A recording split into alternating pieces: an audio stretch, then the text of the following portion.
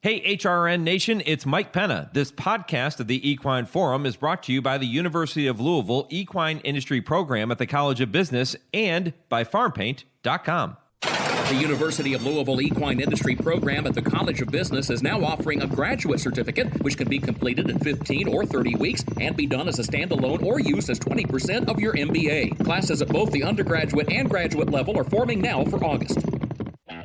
When it's time to paint the fences and barns, think Farm Paint. At Farm Paint, you get the industry's best coatings and paints factory direct at low prices. Farm Paint is your source for quality paints, roof coatings, dustless arena footings, and more. You can purchase online or drop into a Farm Paint store near you with locations in Heart of Bluegrass Country at 700 Phillips Lane in Lexington, Kentucky, Columbus, Ohio, and Sandusky, Ohio. Buy factory direct and save at FarmPaint.com. That's FarmPaint.com.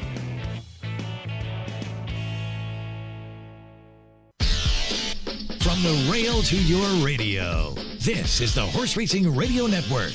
Free House Silver Charm, Captain Budget. Oh, it's close. Could be Silver Charm in between. Free House, Captain Budget, and a Preakness we will remember.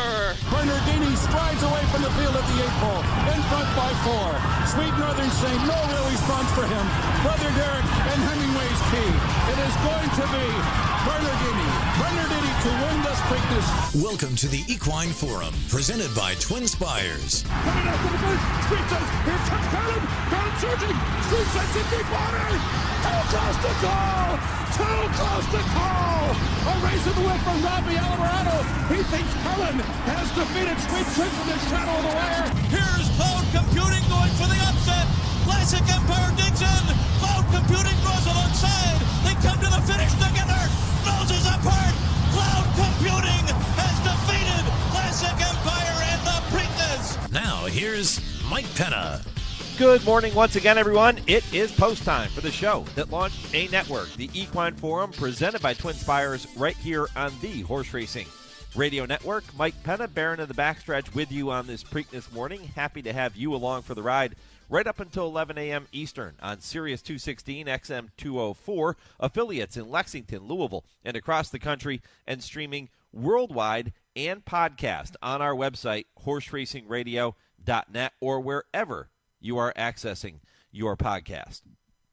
Well, yesterday marked the 50-year anniversary of Secretariat's Preakness Stakes victory, and as we know, Big Red would go on to a record-setting Belmont Stakes to wrap up the Triple Crown 3 weeks later.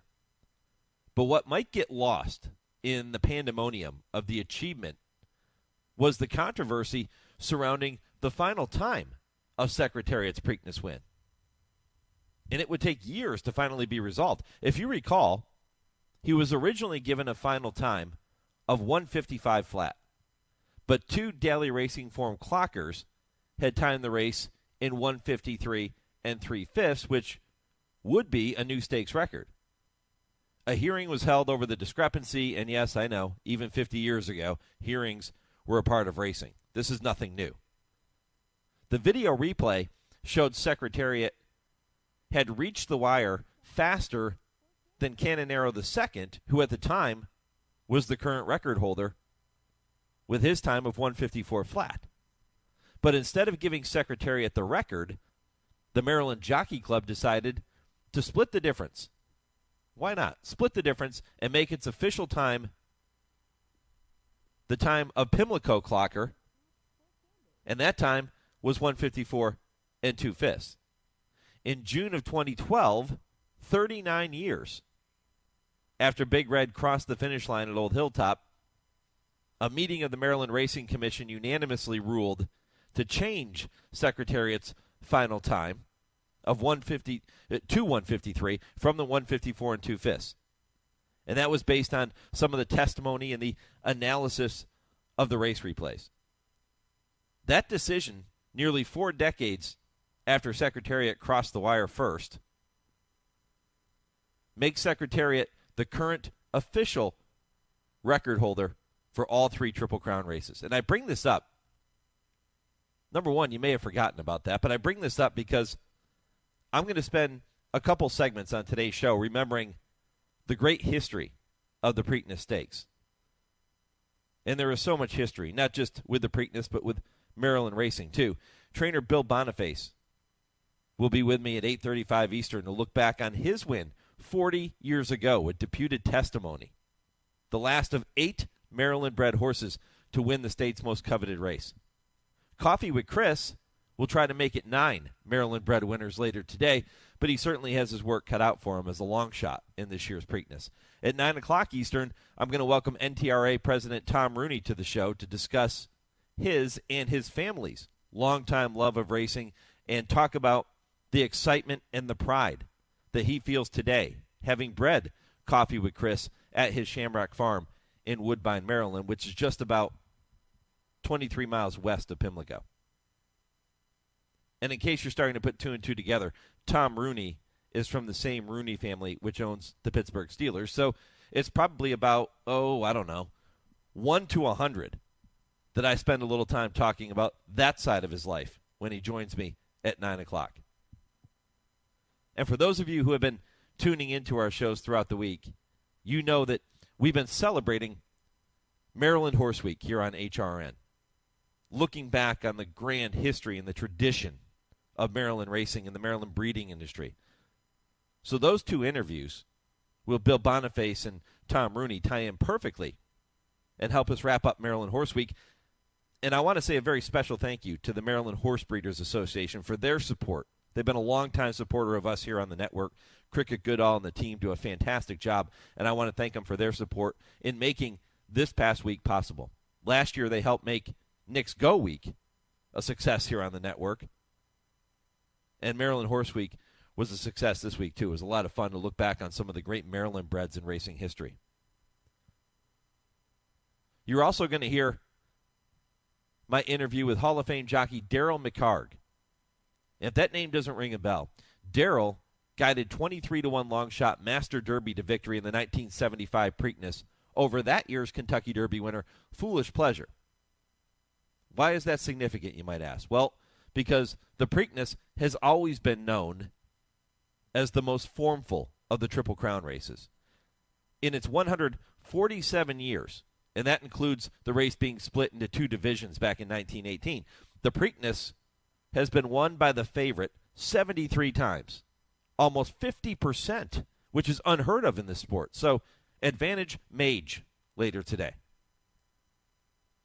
Master Derby's 23-1 price in 1975 is still, to this day, the longest of any Preakness winner in history.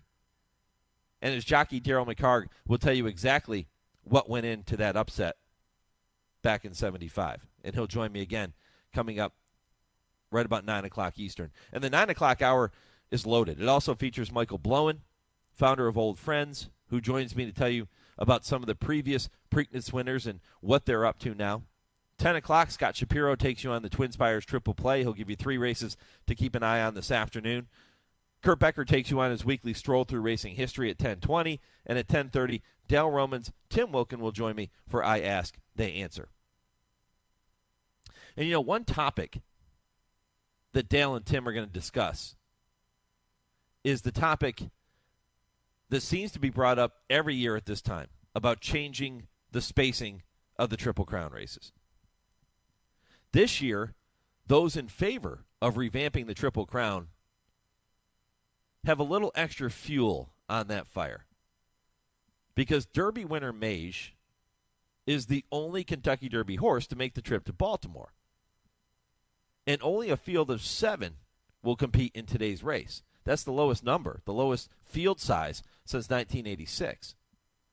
And you have to wonder if some of the recent events have played a role in the decisions of some connections not to send their horse to the Preakness after running in the Derby 2 weeks ago. Now, as much as any time in the history of our sport, trainers, owners, and their horses are under an intense microscope. And if something were to go wrong in the Preakness after running their horse in the Kentucky Derby 2 weeks ago, what would the backlash and the scrutiny look like? I think it would be intense. And I wonder if that is sitting in the back of the minds of some of the connections that decided not to move on to the second leg of the Triple Crown after being beaten in Louisville 2 weeks ago? It's a topic I'll bring up with Dale and Tim, 10:30 Eastern on I Ask, They Answer. Looking forward to hearing their responses and their thoughts. Poll question today, who is your pick to win today's Preakness Stakes? We'll give you the favorite mage, national treasure, Bob Baffert looking to become the all-time winningest trainer in the history of the Preakness if National Treasure can find a way to do it, Blazing Sevens from Chad Brown, or other. And if you choose other, comment, let me know which horse you think is going to win the Preakness Stakes, other than the top three. So who's your pick to win today's Preakness? Mage, National Treasure, Blazing Sevens, or other? You can go to @HRRN on Twitter to cast your vote. You can also do that on our Facebook page, Horse Racing Radio Network on Facebook. And if you're not a social media person, no problem. Email the show, mike@horseracingradio.net, and let me know who you think is going to win today's Preakness. Pope Jude, the Pontiff of the Pick 4, he always has an opinion on all these big races, and he's going to join me after this first commercial break at 8:15 to kick things off. He'll not only take an in-depth look at today's Preakness Stakes and share his thoughts on whether or not we can find a way to make some money with a big favorite in a short field, but he's also going to look at some of the races on the undercard that he's selected for his Pope Jude sheet and some of the ones that he feels may offer some value. So that comes up in just a few minutes at 8:15. Again, Bill Boniface at 8:35, looking back on Deputed Testamony. 9 o'clock, Darrel McHargue, remembering the biggest upset in Preakness history. Michael Blowen at 9:20, Tom Rooney, NTRA President at 9:35. 10 o'clock, the TwinSpires Triple Play. 10:20, Kurt Becker, Stroll Through Racing History. And 10:30, I Ask, They Answer with Dale Romans and Tim Wilkin. It is Preakness morning. It's a busy 3 hours. It begins next. This is the Equine Forum, presented by TwinSpires on HRRN. Race the TwinSpires, where you can unlock a $25 risk-free bet. Just use the code HRRN25 when you sign up. And if your first bet doesn't win, TwinSpires will refund your account up to $25. Wagering on the app is fast with free past performances, insider picks, and power plays every day you wager. TwinSpires. Download the app today to earn your $25 risk-free bet. Void where prohibited. For terms and conditions, visit TwinSpires.com. Must be 18 or older, 21 and older where applicable. For help with a gambling problem, call 1-800-GAMBLER. Here with Joe Brown Nicholson of Nicholson Insurance Agency. Joe, what would be a common misunderstanding between an insured and the insurance company? Mike, one issue is a policy condition that requires notification when an insured animal becomes sick or injured. Do you mean in life-threatening situations? Not just then, but if a veterinarian is called in for treatment other than routine care. Take, for example, if a yearling colt gets his foreleg caught in a fence and tears the skin. The coat is stitched up and everything seems fine, but later the coat develops a systemic infection. Then there is a serious situation that the company knows nothing about. So the company needs to know, even if it's not a life-threatening situation. That's right. It's a policy condition. The company has a stake in the health of the animal because of the existing insurance policy. The company might want to have its own vet examine the horse. In most cases, though, just a call or email is all that is needed. For all your equine and general insurance needs, including farm owners, liability, homeowners, auto, and more, contact Nicholson Insurance Agency at 859-224-7080. You gotta know Joe. Racing at Gulfstream. There's plenty of thrills at Gulfstream Park during the Royal Palm Meet, with live racing Thursday through Sunday and simulcast every day. It's spring season in South Florida and time to witness exceptional racing. Watch the action from Carousel Club or feast in 10 Palms with an elevated view of the track. For stake schedules, reservations, and tickets, visit GulfstreamPark.com. That's GulfstreamPark.com. You're listening to the Equine Forum on HRRN, presented by TwinSpires. It was an amazing moment on Saturday, especially because my whole family came from Venezuela, and they were right with us at the box, and they got to experience that with my father and I, my two sisters. I have a bunch of nephews and nieces that are between 5 and 9 years old, and they were all went bananas during the race.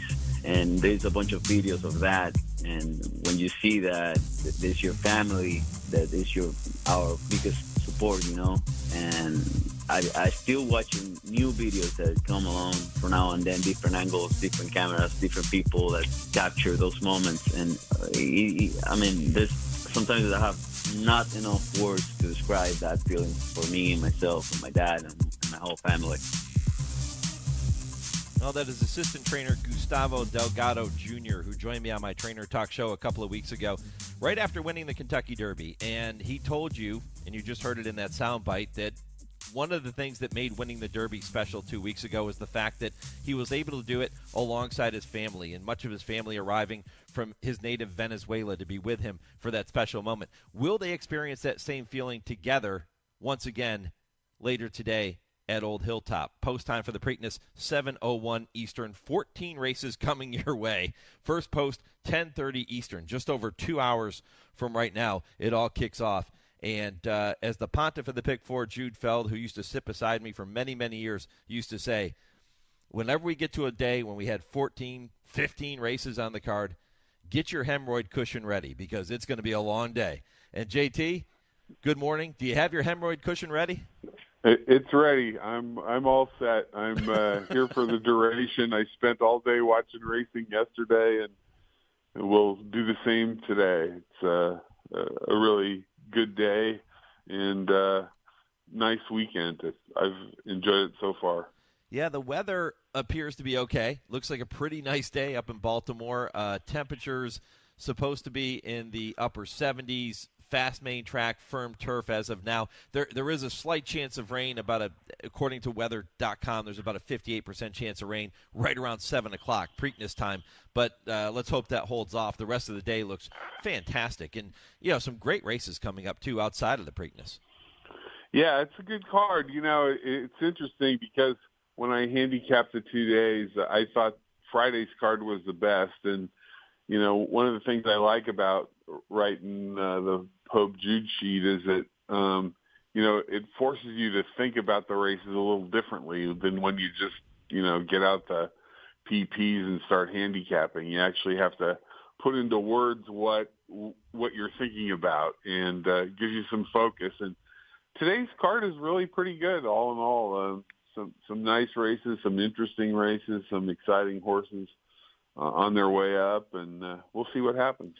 Well, we just heard the soundbite from Gustavo Delgado Jr., who was talking about being joined by his family and how special that was at Churchill 2 weeks ago. Jude, do they experience that winning feeling once again later today in the Preakness?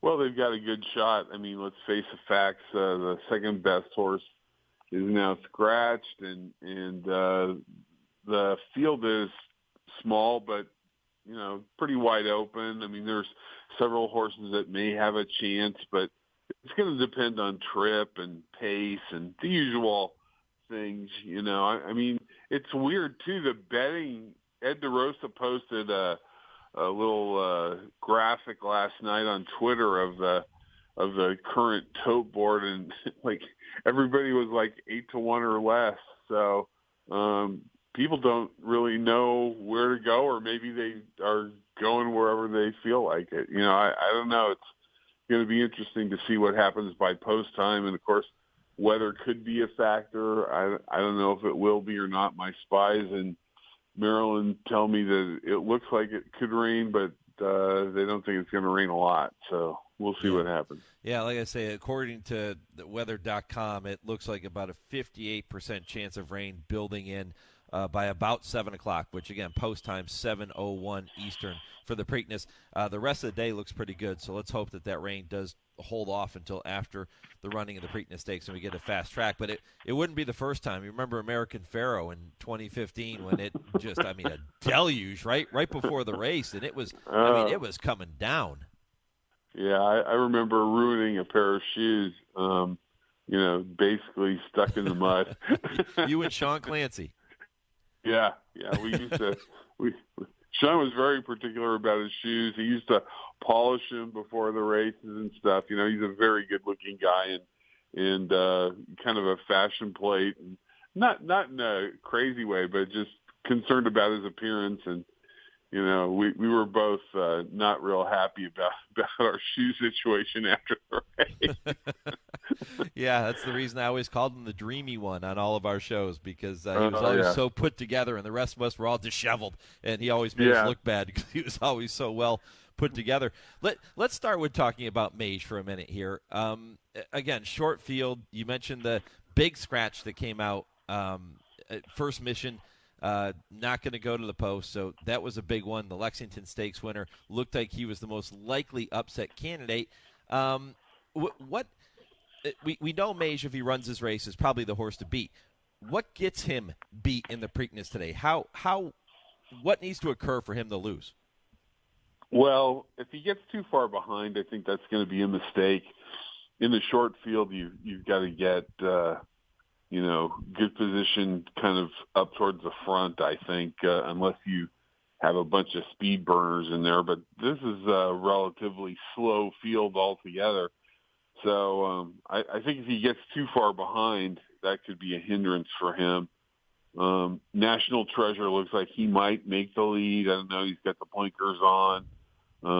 Johnny V likes to send those horses out of there and get them going. The horse has been working fast at Santa Anita, not a shocker. So, I mean, he can't give him too big of a jump, because that's gonna really play into the whole thing, how fast the pace is and what position Mage takes in the race.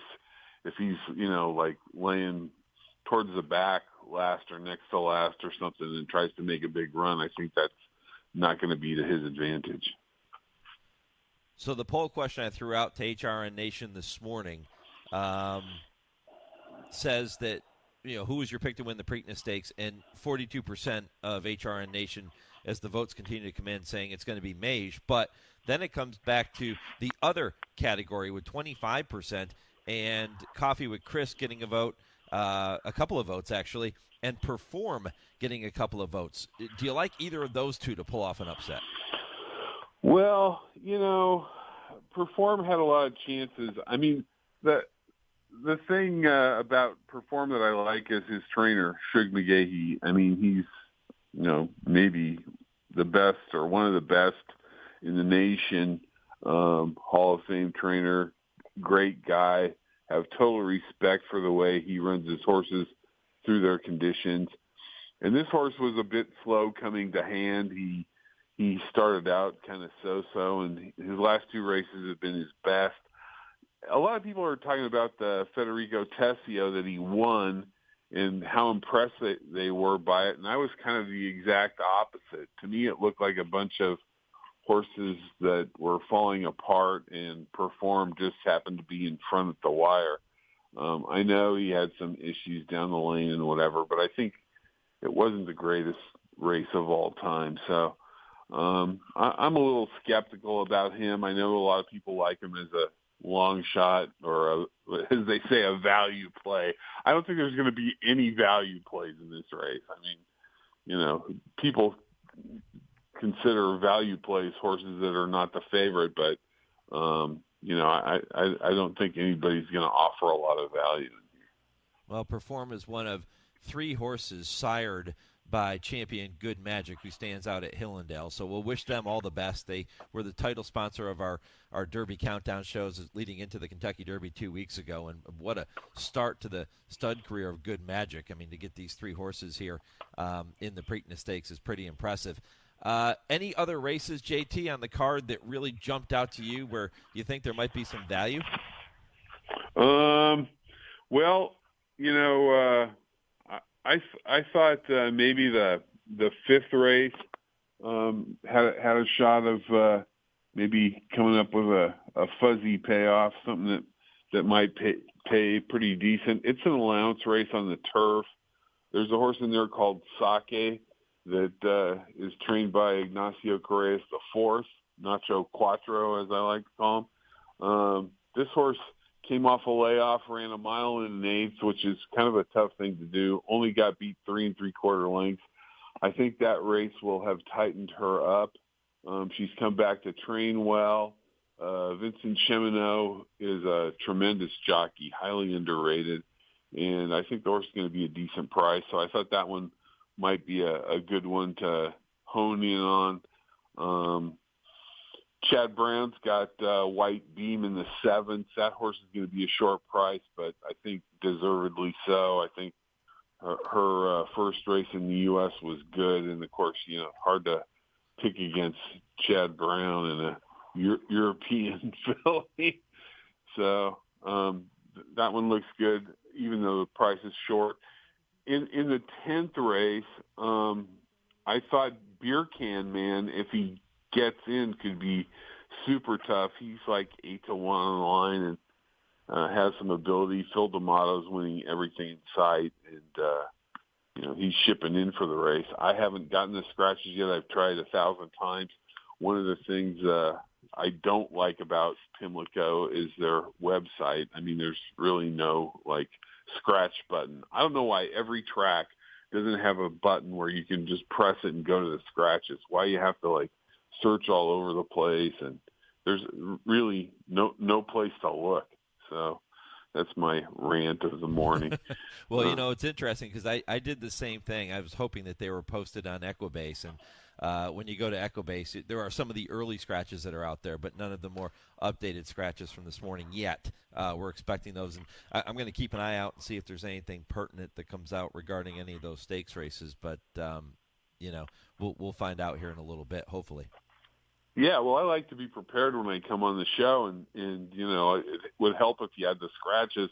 When I was a kid, back in the olden days, scratches were at 7:00 in the morning, right? And so you had them right away. I mean, my girlfriend used to write them down for me on the way to school in the morning. I'd pick her up at her house and drive her to school, and she had a stenographer's notepad that she would write the scratches down for me at Santa Anita. 7:30, Bill Garr would come on the radio and give the scratches. So that's what I'm used to. That's what I grew up with. And nowadays they put them out whenever they feel like it. Could be 10:30 or 11 or something. I mean, today first post is what, 10:30 in the morning? 10:30. So yeah. Why aren't the scratches out now? What are they waiting on? 10:30. Hell to freeze over? I have no idea. Well, we should have those here in just a little bit. And again, if there's anything pertinent regarding any of the major stakes races, I'll make sure I pass those along. Again, race 5 for the Pontiff. He's going to take a look at number 2, Saki, who is 10-1 on the morning line. And then in the 10th race, which is the Jim McKay Turf Sprint, if Beer Can Man from the outside can find his way in, he is 8-1 on the morning line with Flavian Pratt, and could be an interesting value play in there as well. Jude, I'll ask you one more Preakness question here before we wrap things up. With a horse like Mage, who figures to be a prohibitive favorite, and a couple of others that are going to get some play, but then you're going to have a couple long shots too, what's the best way to structure a ticket to try to make money in a race like that? Well, I mean, that's a great question because, it's such a wide open race. I mean, the thing I always try to remember is you don't have to bet. I mean, if you can't figure it out easily, then sometimes it's not worth racking your brain over. I mean, you can't bet Mage straight. He's going to be 3-5 probably. And then you start messing around with trifectas, and, I know everybody likes to hit the all box hoping for some big payoff.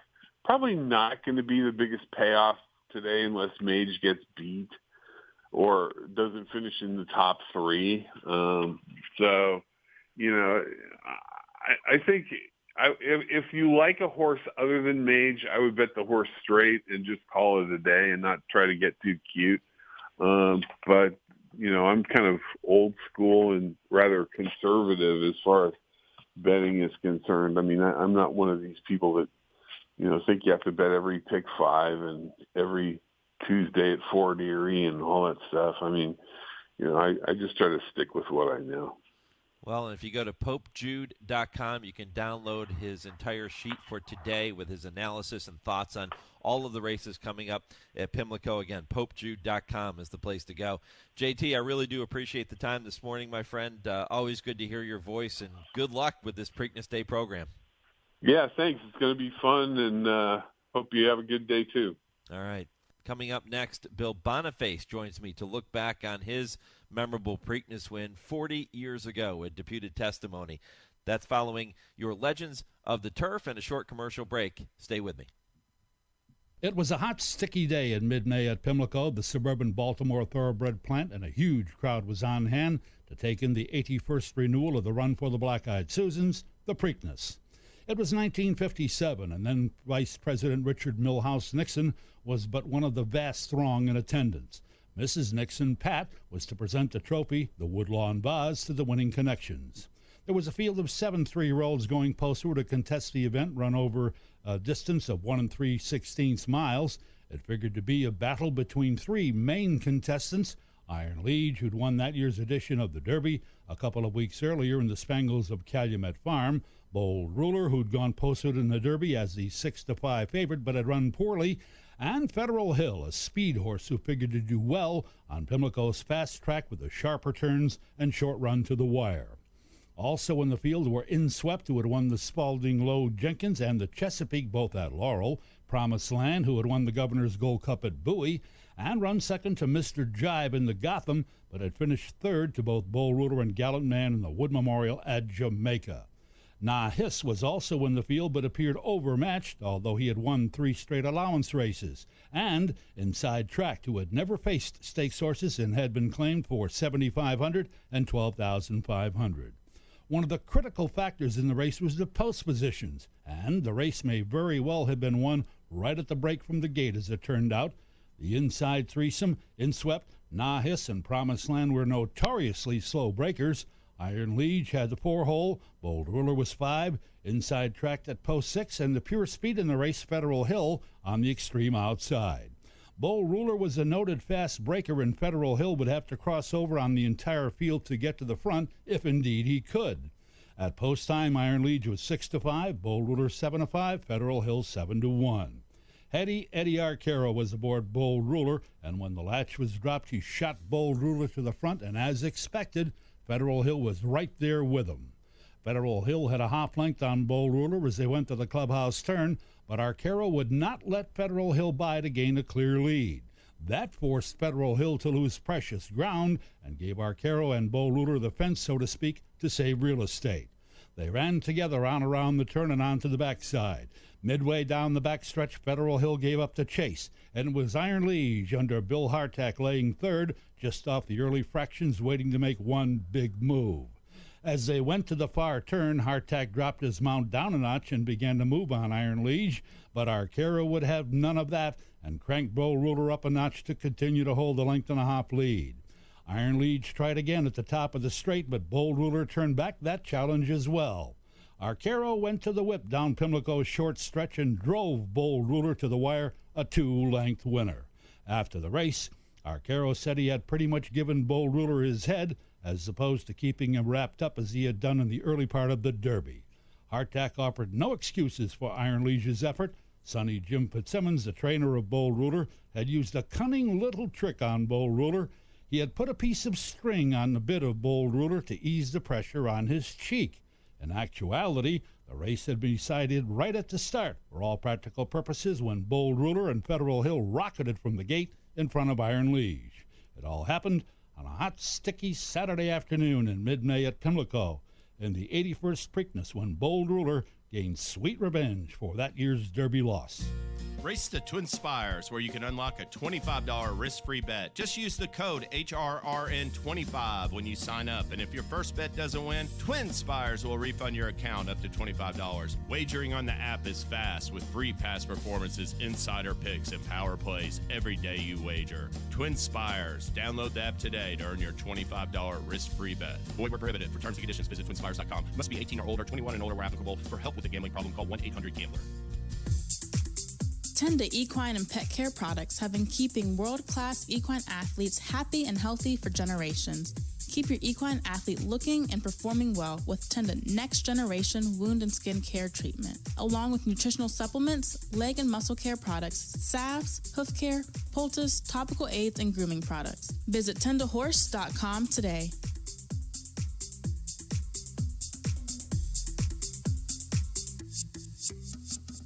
The thrill of world-class racing is just beginning at Toronto's Woodbine Racetrack. Kick off the weekend's action now with racing each Friday, Saturday, and Sunday, beginning at 1:05 p.m. Eastern, with Thursday twilight racing being added on May 25th. With more than $64 million in purses this season, you'll enjoy world-class racing and training facilities with the top turf racing in North America over the prestigious E.P. Taylor Turf Course. You won't want to miss racing at Woodbine. For wagering updates, handicapping tips, racing news, and more, visit woodbine.com.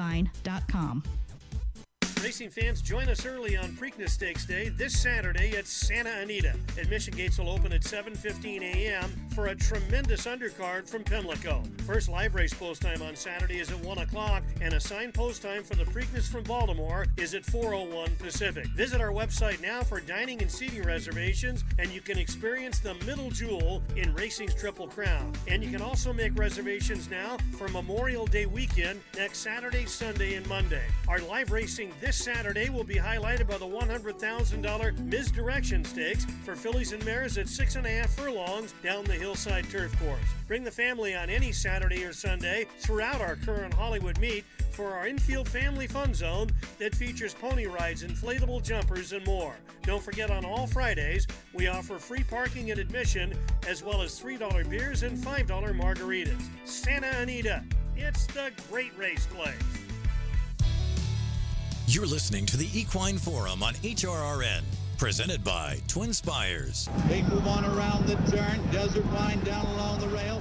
That big on the outside. Marfa coming on as they turn for home. Deputed Testamony down along the inside. They come through the lane. It's Desert Wine. Deputed Testamony charging along the rail. Marfa's on the outside. Deputed Testamony down along the rail. Desert Wine on the outside. It's Deputed Testamony. He's got the lead by 2. Desert Wine is second. Deputed Testamony in front. Here's the finish. Deputed Testamony wins it. Desert Wine was second, and High Honors came on. Deputed Testamony wins the Preakness for 1983. Welcome back to the Equine Forum, presented by TwinSpires on this Preakness morning. Mike Penna, Baron of the Backstretch. Happy to have you with me right up until 11 a.m. Eastern. Deputed Testamony, 40 years ago, crossing the finish line first at Old Hilltop. And what a special win it was for his connections, including trainer Bill Boniface, who is with me now to look back on the last Maryland-bred runner ever to win Maryland's signature race. Bill, good morning. Happy Preakness Day. The same to you, Mike. Boy, 40 years ago. Can you believe it's been 40 years? No, it doesn't seem like it, but it is. Take me back to that day. What do you remember when you close your eyes and you think about that day in 1983? What do you remember? Well, it was a chance of a lifetime and a lifetime of chance, and born and raised in Maryland. And I was watching the race on the jocks room steps, and when he got through, I knew he was home. He was a tremendous horse. He never got the respect he should have. He had a very blue-collar pedigree and a blue-collar trainer, but I really thought I had an entry in the race, but I thought he was going to win. And like I say, he never got the respect, Mike. He set a track record in his last start at 2 up at the Meadowlands. They said the track was frozen. He won the Preakness. They said, because the track was muddy. But he came back in 84 and set a track record, which if you look at the program today, still stands. 140 4/5 going a mile of 16th on a fast track. Truth of the matter was, he'd have run on cut glass. Yeah. And I love his schedule leading up to the Preakness because it's so different than what we would see today. He wins the Bluegrass Stakes, he was 6th in the Bluegrass Stakes on April 28th. You decide to bring him back in a race called the Keystone Stakes at Keystone Racetrack on May 14th, 7 days before the Preakness. Tell me about that whole scenario. Well, he got a mistake. Hitch came up in the Bluegrass. They couldn't find the key to the gate. I flew him down there. And when you're on a plane, you get on the ground, it gets hot in the fuselage real quick. And he spiked the fever the day after the Bluegrass. And I blamed it all on the van trip. It's stall time that you need. So I wanted to get his confidence back. I think a horse comes out of a winning race better than they do a losing one. So I took him up to that cheaper stake, 7 days before, and he won with authority. He got his confidence back. I think a horse comes out of a winning race better. Of course, today they say horses are too fragile. I think trainers are too fragile because we ran them back in 7 days a lot of times in the old days. Well, it's funny, Bill. I was going to bring that up because you look at that 7-day gap from the Keystone to his Preakness win, and here we are in 2023, and Mage is the only horse coming into this year's Preakness to come out of the Kentucky Derby 2 weeks ago. You did it in 1 week, and now you can't even get people to do it in 2. Exactly. But in the old days, we used to do that. You said you wanted to talk about some of the Preakness past. I got to thinking about that, and the first one I vividly remember is 1957 when Bo Ruler won the Preakness. I was 15. I was galloping horses for 3 years. You know, we didn't wear helmets and didn't have vests, and nobody checked your age that good. And so I used to make a hustle in the afternoon. The boss had a lead pony he never used, and they'd give you a sawbuck for taking the horse to the gate. That year, I took a horse named Navy Brass to the gate for Mr. Heck, and Eddie Arcaro was on him. And Eddie said to me, "Boy, where's the best going on this racetrack?" And I said, "They've got these new tractors with dual tires behind, about 3 feet off the rail. There's a 4-foot strip that's the best going on the racetrack." He said, "Jog that pony across it." And we zigzagged across it, and the horse broke. He went to that path, and he won. So I went back up to watch Bo Ruler.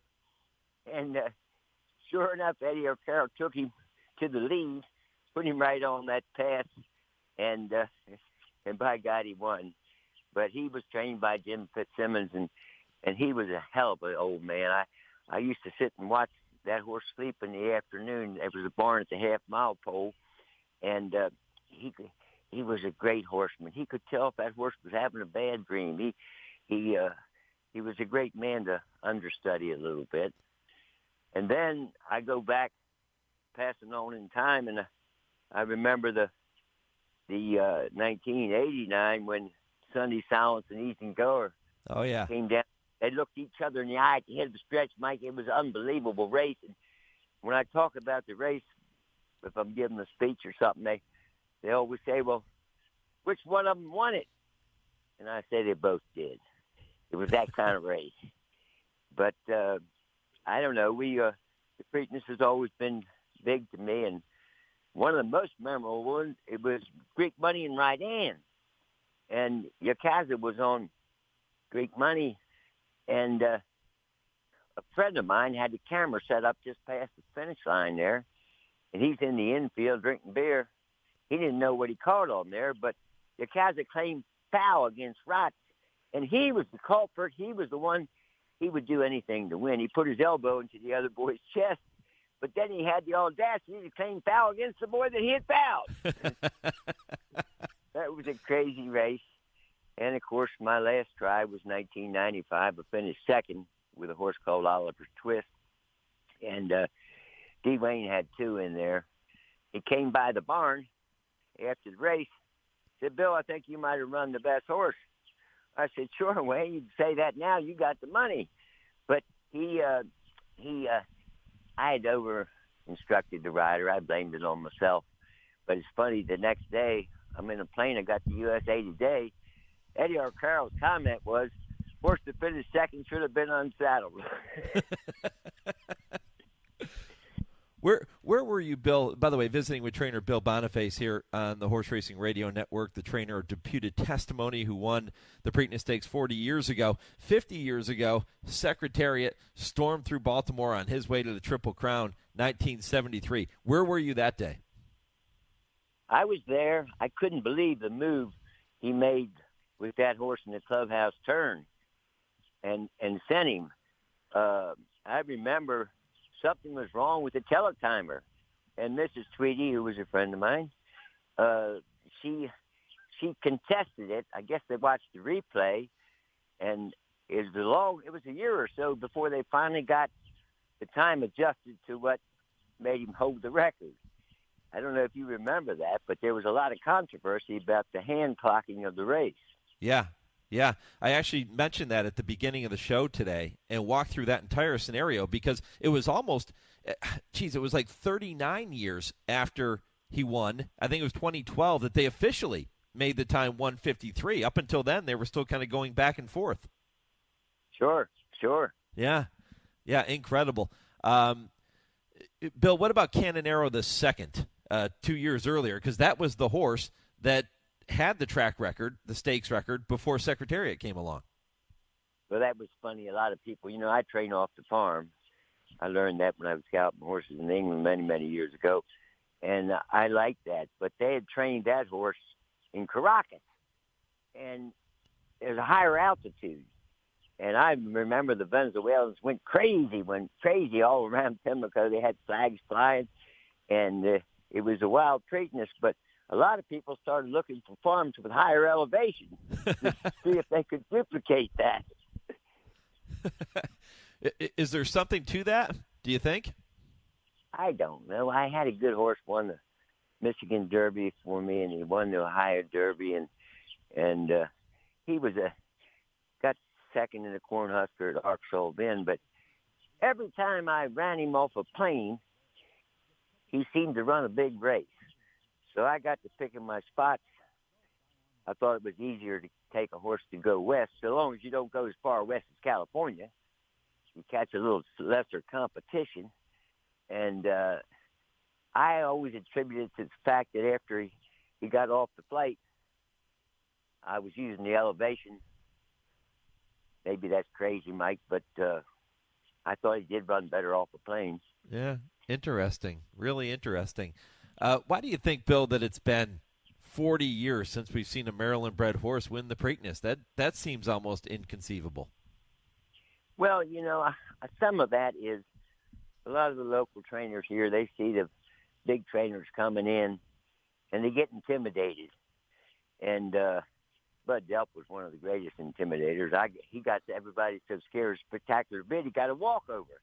But, I think you got to concentrate on your horse. If your horse is peaking, which I galloped for Calumet 2 years in a row, and we won the Derby both years, Iron Legion, Tim Tam, and they were perfect at peaking a horse. Ben and Jim Jones were. They really were perfect at that. And if your horse is peaking, a lot of times I think the trainers, local horses, they get intimidated thinking they're going to be over their head, but that's the wrong way to look at it. If your horse is right, damn what the other horses, the other trainers are doing, you just concentrate on your horse. If he's right, you got to take a shot. And I did twice in 95 and 83. Haven't had a horse to do it with since, but I think the reason why you don't see it in part is, you got to remember, Mike, that Maryland ran the first thoroughbred race in this country in the 1800s. Mm-hmm. We got a long history of raising good horses. They'll tell you in Kentucky that you got to be Kentucky bred, but that's not so. But I think it's a lot of guys just don't want to take the chance. Well, John Salzman Jr. is taking that chance this afternoon with Coffee with Chris, and he joined me for a 1-hour interview on my Trainer Talk show this past week. And Bill, he admitted that he's shooting for the moon, but he said he doesn't think he's out of place in that spot, and for the exact same reasons you just indicated. He feels like Coffee with Chris is peaking right now, and he's in the best form that he's been in, and he's going to take his shot. I hope he gets the job done. Yep, it would be wonderful to see for Maryland and for the program there. And you talk about that history, Bill, and there was so much grand history. We've been celebrating Maryland Horse Week on our shows all week long, and man, so many great moments from Maryland-breds over the years. They have had such an impact on this game. For sure, and the greatest stallion that ever stood in Maryland. People forget that Northern Dancer was the best stallion that ever stood as stud. Mm-hmm. Yep.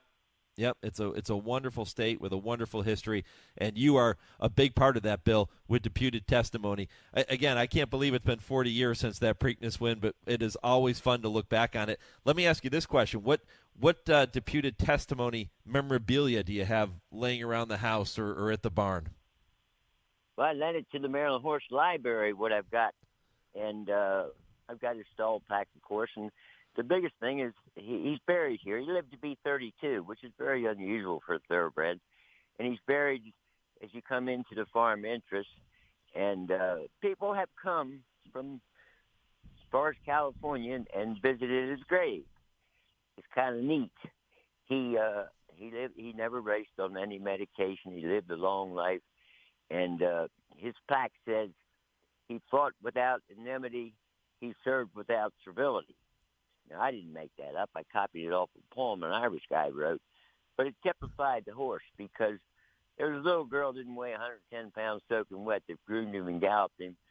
And he would do everything I told the girl to do with him. He just was a perfect horse to work around. And he had such a heart. Yeah, and he retired with 11 victories from 20 lifetime starts. Also threw in 3 second-place finishes there, too, so he was as honest as the day is long.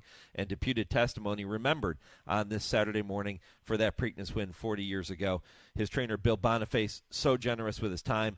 Bill, enjoy this Preakness Day this afternoon, and I'll look forward to talking again soon, my friend. Thank you so much. All right, wonderful trip down memory lane with Bill Boniface, and a great story there about his grave and the slogan that he came up with, and just wonderful stuff there on Deputed Testamony. All right, you're going to hear more conversation about some of the historical moments in Preakness, in the running of the Preakness Stakes, including Darrel McHargue, who is going to join me at 9 o'clock Eastern. Darrel, the man who guided Master Derby to a win in 1975, defeating Derby winner Foolish Pleasure, and that is still, to this day, the biggest upset in the history of the Preakness, and you'll hear from the man who rode Master Derby at 9 o'clock. 9:20, Michael Blowen from Old Friends will take a look back at some of the previous Preakness winners, and he'll tell you what they're up to now. Tom Rooney, NTRA President and breeder of Coffee with Chris, is going to join me at 9:35. 10 o'clock, you have the TwinSpires Triple Play. Scott Shapiro will be here to give you 3 races to keep an eye on. 10:20, Kurt Becker with his weekly Stroll Through Racing History. And at 10:30, I Ask, They Answer with Dale Romans and Tim Wilkin. So plenty more to come. Stay with me. This is the Equine Forum on the Horse Racing Radio Network. This is Maryland Horse Week on HRRN, celebrating the rich history and tradition of the Maryland thoroughbred industry. Consider the advantage of owning a Maryland-bred and run for 30% more in Maryland with a lucrative 15% owner bonus and a 15% developer bonus on all open overnight races for Maryland-breds finishing first, second, or third. It pays to race in Maryland. Learn more about all the advantages of breeding and owning Maryland-breds at MarylandThoroughbred.com. That's MarylandThoroughbred.com. When it's time to paint the fences and barns, think Farm Paint. At Farm Paint, you get the industry's best coatings and paints factory direct at low, low prices. Farm Paint is your source for quality paints, roof coatings, dustless arena footings, and more. You can purchase online or drop into a Farm Paint store near you with locations in Heart of Bluegrass Country at 700 Phillips Lane in Lexington, Kentucky, Columbus, Ohio, and Sandusky, Ohio.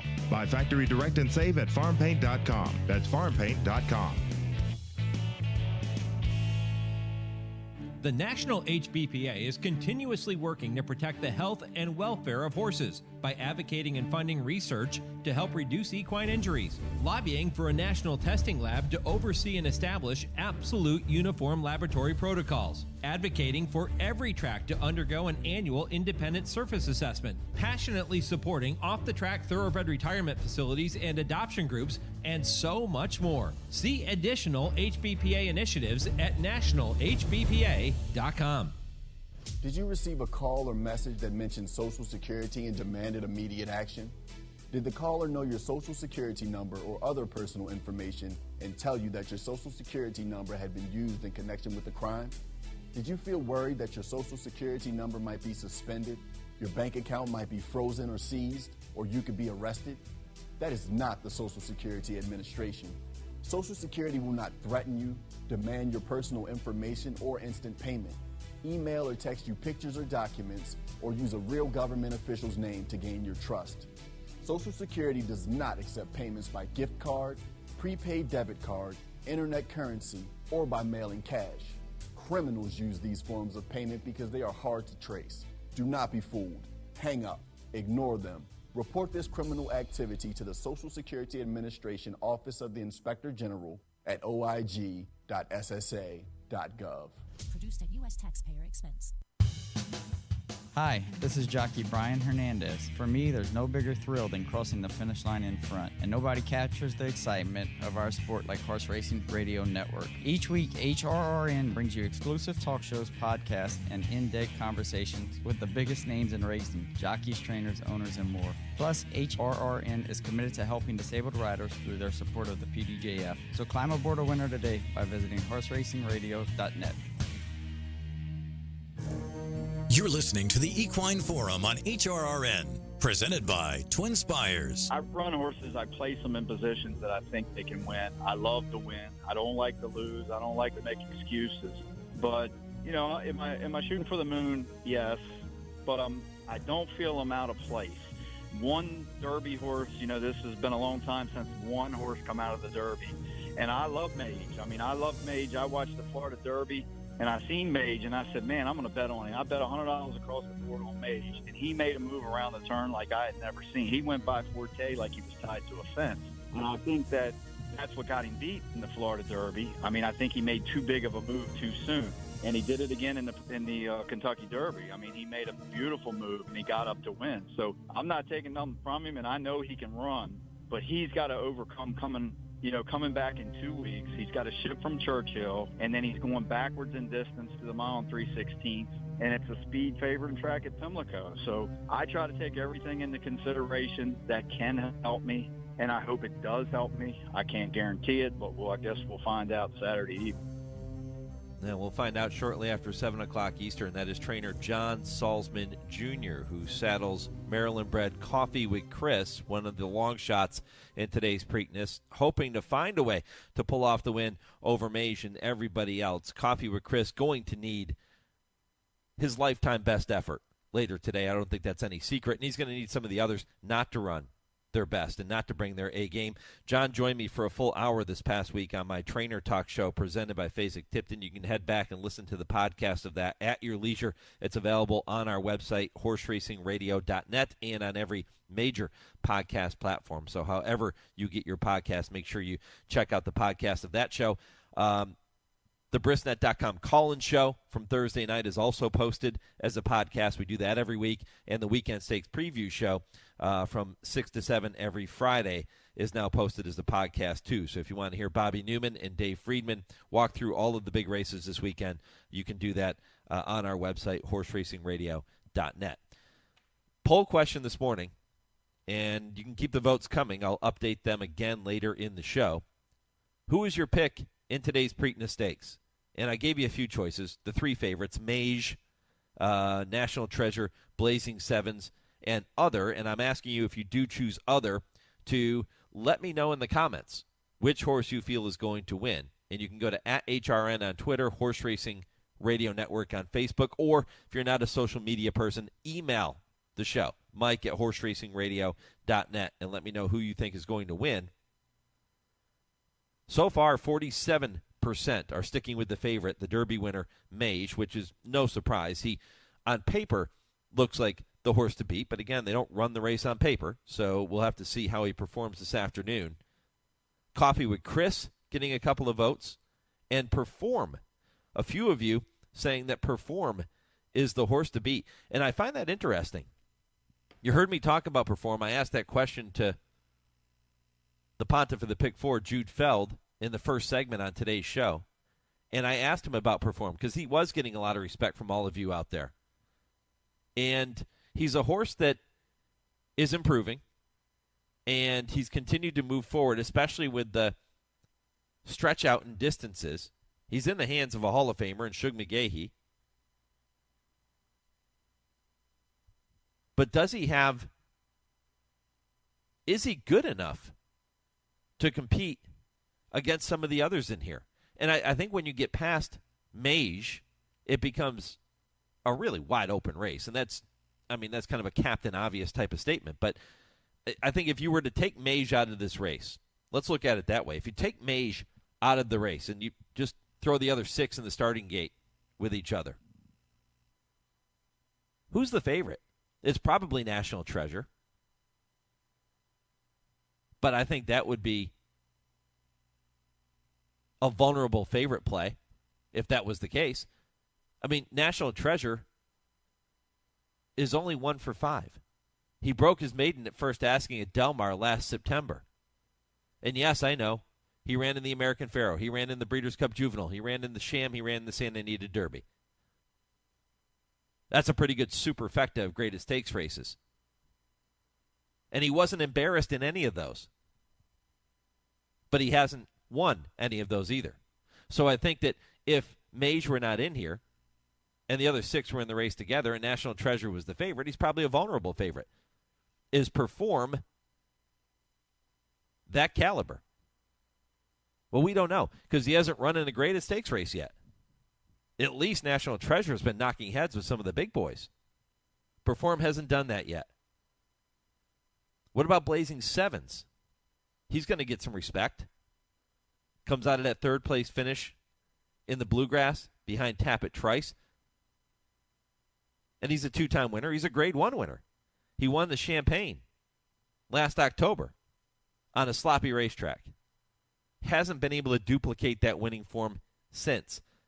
Ran in the Breeders' Cup Juvenile after that, ran in the Fountain of Youth, and then, as I mentioned, the Bluegrass last time out.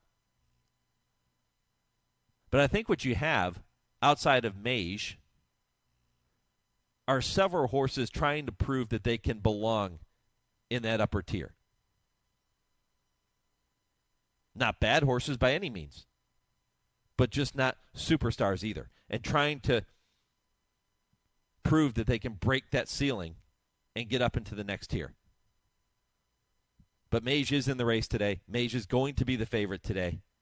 And this is his race to lose. Some people will say, well, I didn't bet him in the Derby at 15-1. I'm certainly not going to bet him today at 8-5 or 9-5 or whatever he ends up going off at. And I can't blame you. Jude said in the first hour of the show, earlier this segment, 8:15 segment, Jude said that maybe the best way to play it is if you don't like Mage, if you think he's vulnerable, take the horse you like and just bet him to win. Probably not bad advice. Again, post time for the Preakness, 7:01 Eastern. All right, hour 2 kicks off next. It begins with my conversation with Darrel McHargue. I think you're really going to enjoy this. Fantastic look back at the biggest upset in Preakness history, and plenty more to come. I'll tell you all about it next, right after a 10-second pause for station identification and your Visit Barbados racing update. This is the Horse Racing Radio Network.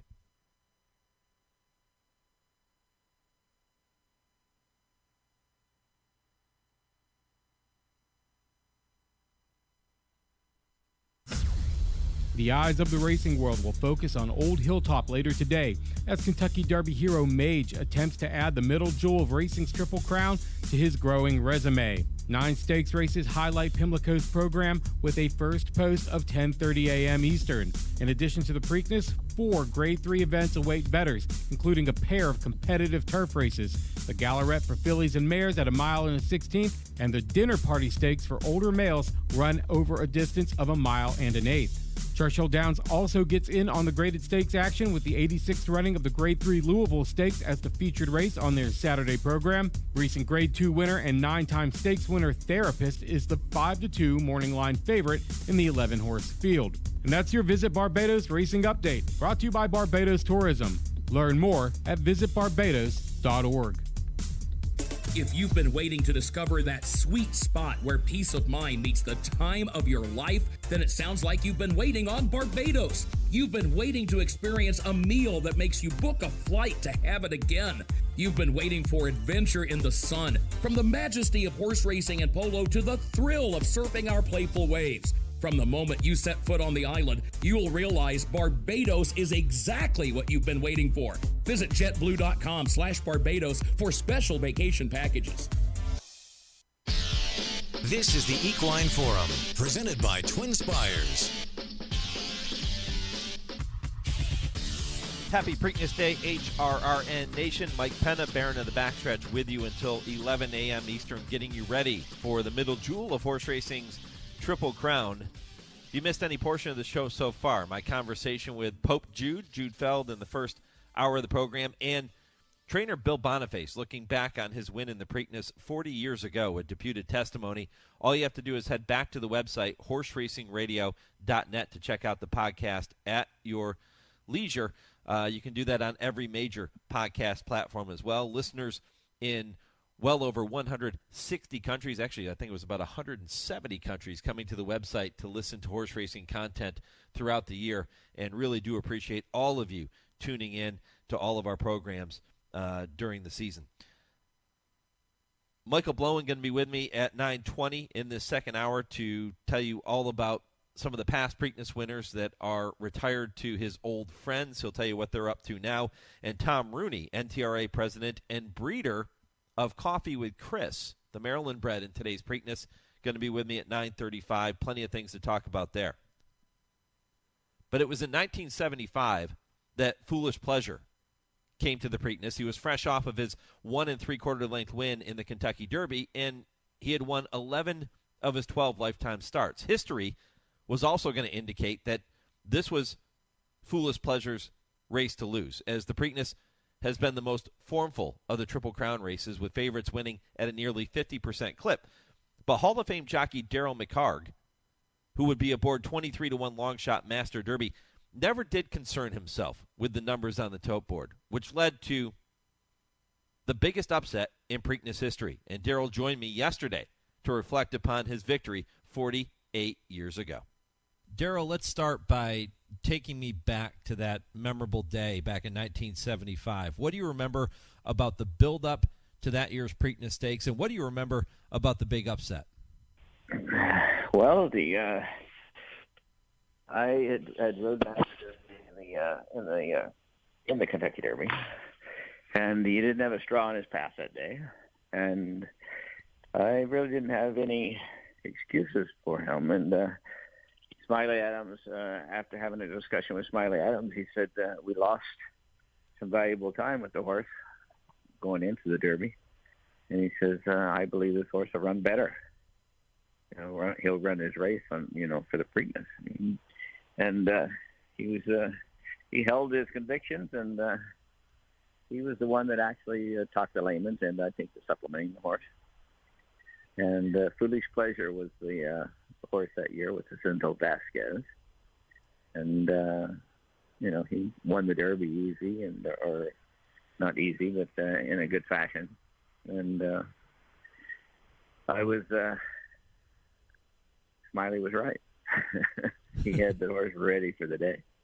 Well, he did, and even to this day, and I mentioned this a short time ago, that he is the longest shot to ever win the Preakness. Master Derby was 23-1 that year in 1975, and I can imagine maybe a somewhat daunting task going up against a horse that was as talented as Foolish Pleasure. What was your mindset and your strategy going into the Preakness, Darrel? Well, Master Derby was an easy horse to ride. He was always a willing horse, and he had a quick turn of foot. When you asked him, he gave you what he had. And he was a very intelligent horse. He was sitting in the gate. He didn't do silly things like look off and get left at the break. I mean, he could have his head turned a little bit, but when that gate opened, he broke running, and he was, like I said, he made it very easy to ride, and he was forwardly placed in the Preakness, so you didn't have any traffic issues and stuff. And as had a perfect trip, and then coming towards the quarter pole, it was when I asked him, he had that, like I said, a fast turn of foot and that acceleration, and I believe that quickness at that point in time of the race, which was fortuitous for us to gain some valuable links on Foolish Pleasure before he really had a chance to line out. You were never far back from the early lead that day. Was that the plan going in? Did you want to try and sit as close as you could? He was always the horse that kind of was forwardly placed. He wasn't a horse that dropped way back. So that made riding him, it made him a pleasure to ride, because you didn't have to deal with the issues of traffic. Horses that come from way back or something like that, you always deal with those issues. But not Master Derby. Master Derby was a horse that he had a little speed, So he would always be close up, and you could use it when you needed it. At your point in your career, when you won that race in 1975, what did the victory mean to you at the point that you were at that time? Well, it took my career to a new level. I mean, at the time, from 74, my career was going up, and winning the Preakness definitely put it on another plane. And, I knew that winning the Preakness was big, but you don't realize how big until one night we were on a red-eye flight, and George Velasquez was on the flight. And he asked me, he says, where are you going to go? Because at the time I was in New Jersey. And I said, what do you mean? He says, well, you have to go to California or New York. He said, you need to make a decision on where you're going to go. And I go, well, you think I can do well there? And he says, his words were, man, you just won the Preakness. Do you realize how big that is? And when I saw that coming from somebody that I admired and somebody that was an older, seasoned rider and an artist at what he did, it really took on a new meaning for me. I realized that, it was even bigger than what I was experienced. Yeah. Can you believe that in all of these years that there has never been a horse longer than Master Derby's 23-1 odds to win the Preakness? It seems mind-boggling. Yeah, that is surprising, because you would think that over the years there would be some bigger surprises, especially, dealing with 3-year-olds when they're just coming into themselves during that time of the year. And after the Derby, horses that couldn't make the Derby or whatever, the big fields in the Derby, they have problems. And it is surprising that there hasn't been a longer odds than that, but how about that? Master Derby has that distinction. Yeah, he certainly does, and now you do as well. And your relationship with trainer Smiley Adams was kind of a special one, too. You went on to have success with other horses like Run Dusty Run, for example. Tell me about that relationship and why it worked. Well, it was a mutual respect. I mean, he and the layman seemed to like my riding, which I was really glad they did. And there was also another horse that was actually bred by the Laymans that was instrumental in my career as well, was John Henry. They actually bred John Henry, and that horse was he was the horse of the year, several years, and for the time that I was on him, he was. But it's just kind of funny how sometimes certain people have effects on your lives, and the Laymans actually had 2 or 3 different times they brought horses my way that really helped my career. I'm sure when you hear the name Master Derby, that Preakness is one of the first things, if not the first thing, to come to mind. When you hear the name John Henry, Darrell, what's the first thing that pops into your mind? He was the most famous horse that I've ridden. I mean, in my career, Master Derby definitely has a plateau that, people can't take away. It's there. It's always a great memory. And, it's one of the classics. When you win a classic, that stays with you throughout your life. And John Henry, there were none better than him. He was just year after year. I mean, he had several great years and was on top of his game. How about Run Dusty Run? Let's talk about him for just a minute. Second in the Kentucky Derby in 1977, came back and was third in the Preakness Stakes. What do you remember about Run Dusty Run? Run Dusty Run had a load of talent. He had lots of talent, except he was where Master Derby was extremely intelligent in what he did. Run Dusty Run was a horse that didn't focus as much. You could be sitting there behind the horse and know that you had them measured, and then he would just run up to them like they were sitting still, and then he would go to loafing. He would want to lay in on them, or he would want to stuck in, and he would go off the bridle, you know, and it was just, he was a very hard horse to ride because you could time it any way you wanted to do it to the last moment or whatever, but he just would not continue to run the way he runs up to a horse. And it was just lack of competitiveness, I think, you know, with he had a horse, a tremendously talented horse, but he didn't have, where Master Derby, he was sitting there ready for you and more than willing, where Run Dusty One liked running up to horses, but he didn't want to put his head in front. Talking with Hall of Fame jockey Darrel McHargue here on the Horse Racing Radio Network. Darrel, if you're just joining us, was aboard 23-1 long shot Master Derby in the 1975 Preakness. Still to this day, the longest shot ever to win the middle jewel of horse racing's Triple Crown. Darrel, you were inducted into the Hall of Fame just a few years ago in 2020 when you got the call that you were going to finally get into the Hall of Fame. What was that moment like? I was shocked.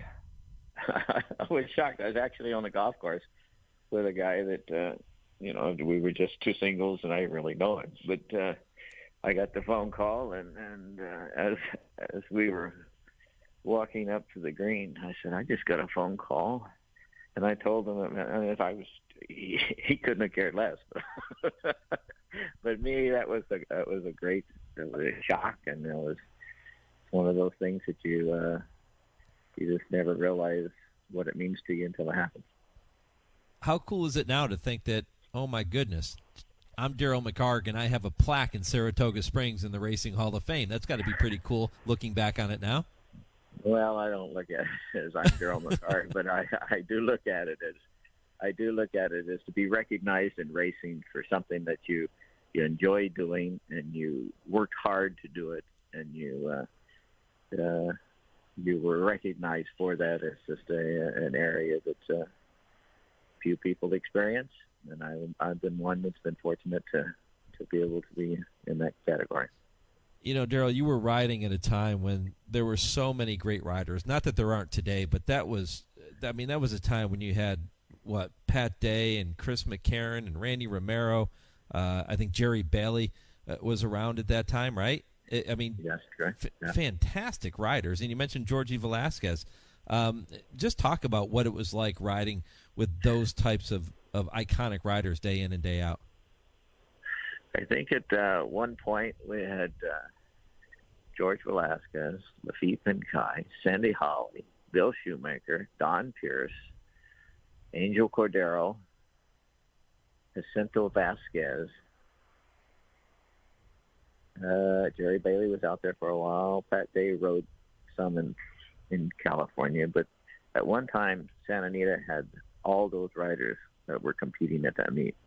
I mean, that was the top of the heap. If you had to get by one of those riders in the stretch, who was the toughest? They were all tough. They were all tough. I would say Shoe, Lafitte. I mean, and you always knew that if anybody else was in there, they always had horse.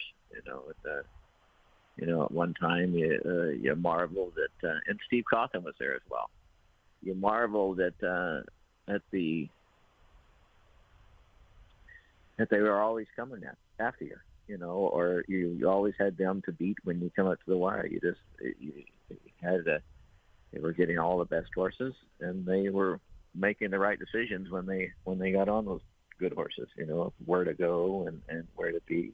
And, it was a good time. It was a great time. You mentioned being on the golf course and using the word shocked to describe your emotions when you found out you were going to get into the Hall of Fame. Were you beginning to think, Darrel, that it was never going to happen? I never really gave it any thought. I mean, I'm totally honest with you. I never gave it any thought because I never thought I'd get in. If somebody would ask me, I'm a steward. I've been a steward for the last 30 years. They would ask me, and I said, one thing I know for sure, they don't put stewards in the Hall of Fame because our decisions that we make aren't always the popular ones. But and that was my standard line, and I never really gave it any thought, and that's why I say I was shocked. It came out of left field. I had no idea it was being considered, And by golly, it happened. Well, I'm going to brag on you for just a minute. When you retired with 2,553 wins, more than $39 million in purse earnings. In 1978, you won both the Eclipse Award for Outstanding Jockey and the George Wolfe Memorial Jockey Award, which is given by your peers. What was so special about 1978? That was a year that everything went right that could possibly come my way. I mean, it didn't matter if I chose an opening somewhere on the track. It just stayed there. You know, it's like it opened, and my horses, they had the acceleration. I was getting on the best horses in the country, and you know, nothing went awry. Everything went the way it was supposed to do. You just don't. It's a magical year. It was a magical year. If you could go back in time and relive one day in your career, do it all over again because it was so special, what's that day going to be, Darrell? That's a hard one. I mean, you comparing, you know, I can put it in a few different times. You know, definitely the Preakness was up there. Sure. And then, you know, I won the Santa Anita Handicap and won 5 other races that day. And that was another magical day. You know, you just there's lots of them. You can't put it down into one thing. You just you get on those good horses, and that's what keeps everybody wanting to do this, to participate in this game as a jockey. And I would say I had my fair share of great horses or good horses come my way, and I was very fortunate. Well, Darrell, I really appreciate the time here. It's been a lot of fun to look back on some of those moments in your career, and certainly look back on that 1975 Preakness victory with Master Derby. Appreciate it, my friend. All the best going forward, and enjoy this Preakness Day as well. Thanks, Mike. Enjoyed it. All right, wonderful visit with Darrel McHargue. My thanks again to him for taking time yesterday. Quick update on the Preakness odds as of 9 o'clock Eastern. So about 20 minutes ago, our Tim Wilkin tweeting out the entire field. Might surprise you a little bit. Number 1, National Treasure, is 3-1.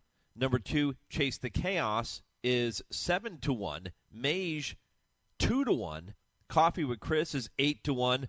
Red Route 1 is 6-1. Perform is 7-1. Blazing Sevens 9-2. And that's the 7-horse field as it stands as of about 20 minutes ago. Really surprising. Nobody in double digits. When you look at that, you say, okay, people aren't buying Mage, as our poll might suggest here this morning. The money coming in all over the board on this year's Preakness field. Coming up next, Michael Blowen remembers some of the past Preakness winners. This is the Equine Forum presented by TwinSpires on HRRN. Race to TwinSpires, where you can unlock a $25 risk-free bet. Just use the code HRRN25 when you sign up. And if your first bet doesn't win, TwinSpires will refund your account up to $25. Wagering on the app is fast with free past performances, insider picks, and power plays every day you wager. TwinSpires. Download the app today to earn your $25 risk-free bet. Void where prohibited. For terms and conditions, visit TwinSpires.com. Must be 18 or older, 21 and older where applicable. For help with a gambling problem, call 1-800-GAMBLER.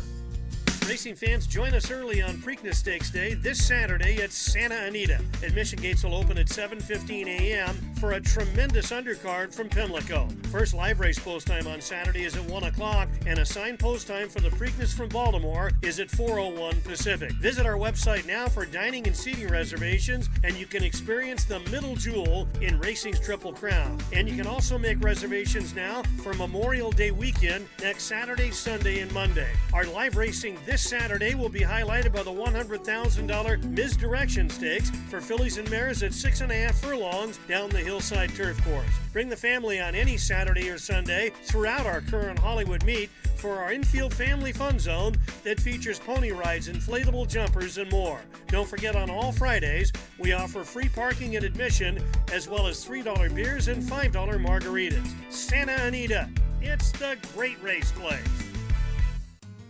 Adina Stallions set the gold standard, all number one in their category. Point of entry, the number one stallion by black type and greatest stakes winners standing in Canada. Oh, the classy point of entry would not be denied. Shaman Ghost, the number one second crop sire standing in Canada. It's Shaman Ghost, an overwhelming force in the last 16th of a mile. Signature Red, the number one stallion by percentage of black type winners standing in Canada. Signature Red won his second Highlander in a row. And Silent Name, the number one stallion by percentage of black type performers standing in Canada. A list that includes Grade 1 winner Silent Poet. Silent Poet in front, Admiralty Pier out the ground, but Silent Poet has won the Highlander Stakes. And don't forget Adina's new sire, American Guru. His first crop are now yearlings of 2023. American Guru, the son of Unbridled Song, whose family have already set their gold standards around the world. Racing at Gulfstream. There's plenty of thrills at Gulfstream Park during the Royal Palm Meet, with live racing Thursday through Sunday and simulcast every day. It's spring season in South Florida and time to witness exceptional racing. Watch the action from Carousel Club or feast in 10 Palms with an elevated view of the track. For stake schedules, reservations, and tickets, visit GulfstreamPark.com. That's GulfstreamPark.com. You're listening to the Equine Forum on HRRN, presented by TwinSpires. Medaglia d'Oro's not going to get it done today. On the far outside, the hometown hopeful Magic Wisner is coming late in the final furlong, just as they were in the Derby. War Emblem and Proud Citizen is surging to him as they come down to the finish. Magic Wisner coming with a flying finish. Here comes War Emblem. War Emblem to win. He wins the Preakness, and it's on to the Belmont for a try at the Triple Crown. Local long shot. Magic Wisner was the surprise second, followed by Proud Citizen, and down toward the inside, easy from the get-go. And the final time here was 1 minute 56 and 1/5 seconds. War Emblem fought off all challengers today. It's on to Belmont. Mike Penham back with you here on the Equine Forum on this Preakness morning, and Michael Blowen is with me now. Michael, happy to have you with me, my friend. Great to be on, Mike, and wonderful day here at the Preakness, and that replay of the War Emblem Magic Wisner race when War Emblem, Old Friends resident, won the Preakness is sensational. And unfortunately, War Emblem passed away, but we still have Magic Wisner at the farm, so that was the Old Friends exacta. A little late to cash, but nevertheless. Yeah, I love it. Just fantastic, and it was great to hear that call again from Tom Durkin. When you start thinking about the Preakness Stakes, Michael, and you think about War Emblem, who, as you said, retired to Old Friends, and Magic Wisner, Silver Charm is still there. You had Charismatic, another Preakness winner. What goes through your mind? How astonishing it is! I'm flabbergasted that that's actually happened, because as you know, growing up in New England and going to the fairs and hanging around with $1,500 claimers, and to be able to have 3 Preakness winners end up in your yard is just an unbelievable thing. And of course, Silver Charm's still there, and they ran a wonderful full-page ad in the program today of Silver Charm, and the second race is named after Old Friends. It's Old Friends presented by Josephine Abercrombie. It's the second race today, and I think I'm more excited about that, of course, than the Preakness, because this is a great honor to have a race named after you at Preakness Day at Old Pimlico. Yeah, Old Hilltop. Boy, it's a special day and a special place, and people will say what they want to say about the industry right now and all of the different problems that the industry is working through. But this is a day, Michael, to put all that in the rearview mirror and just to celebrate what the sport is all about. Yeah, let everybody take a deep breath. Just take a deep breath and realize what this sport means to everybody, and what an amazing sport it is, and what amazing athletes these are. And it gives you a chance to kind of, reflect on some of the great positive accomplishments and what drew us to the sport in the first place. So I think it's great. And I have to say this, to people here in Baltimore, and particularly at the racetrack here, have been really great to us and to all the people here. It's friendly, and I know people know that Pimlico looks a little bit more like Suffolk in its last days now, but but they're working on a project to completely redo it and make it really, really nice for the future, and it's keep the Preakness here for as long as we can remember. So that's a really good sign. So there are a lot of positive things.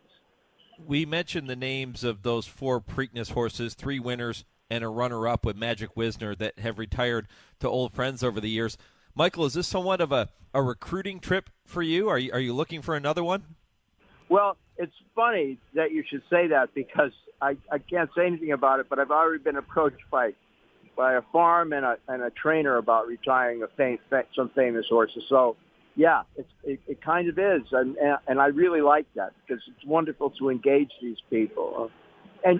And walking around the backside, and there's Bob Baffert back and smiling with everybody, and Bob's always been great to us. And I ran into Marino, who's one of the owners of Mage, and he said he'd been to the Old Friends 5 or 6 times. I said, "You did?" He says, "Yeah, my favorite horse there." And he started talking about Afternoon Delights and how much he liked Afternoon Delights and the kind of tapestry that's woven through this sport and the depth of the memories. It just comes back to you on a daily basis, and it's really wonderful. And I'm very proud of everybody that works at the farm and does such a great job to maintain it, make sure these horses are healthy, and they can have a long life beyond the 3-year-old year, Mike?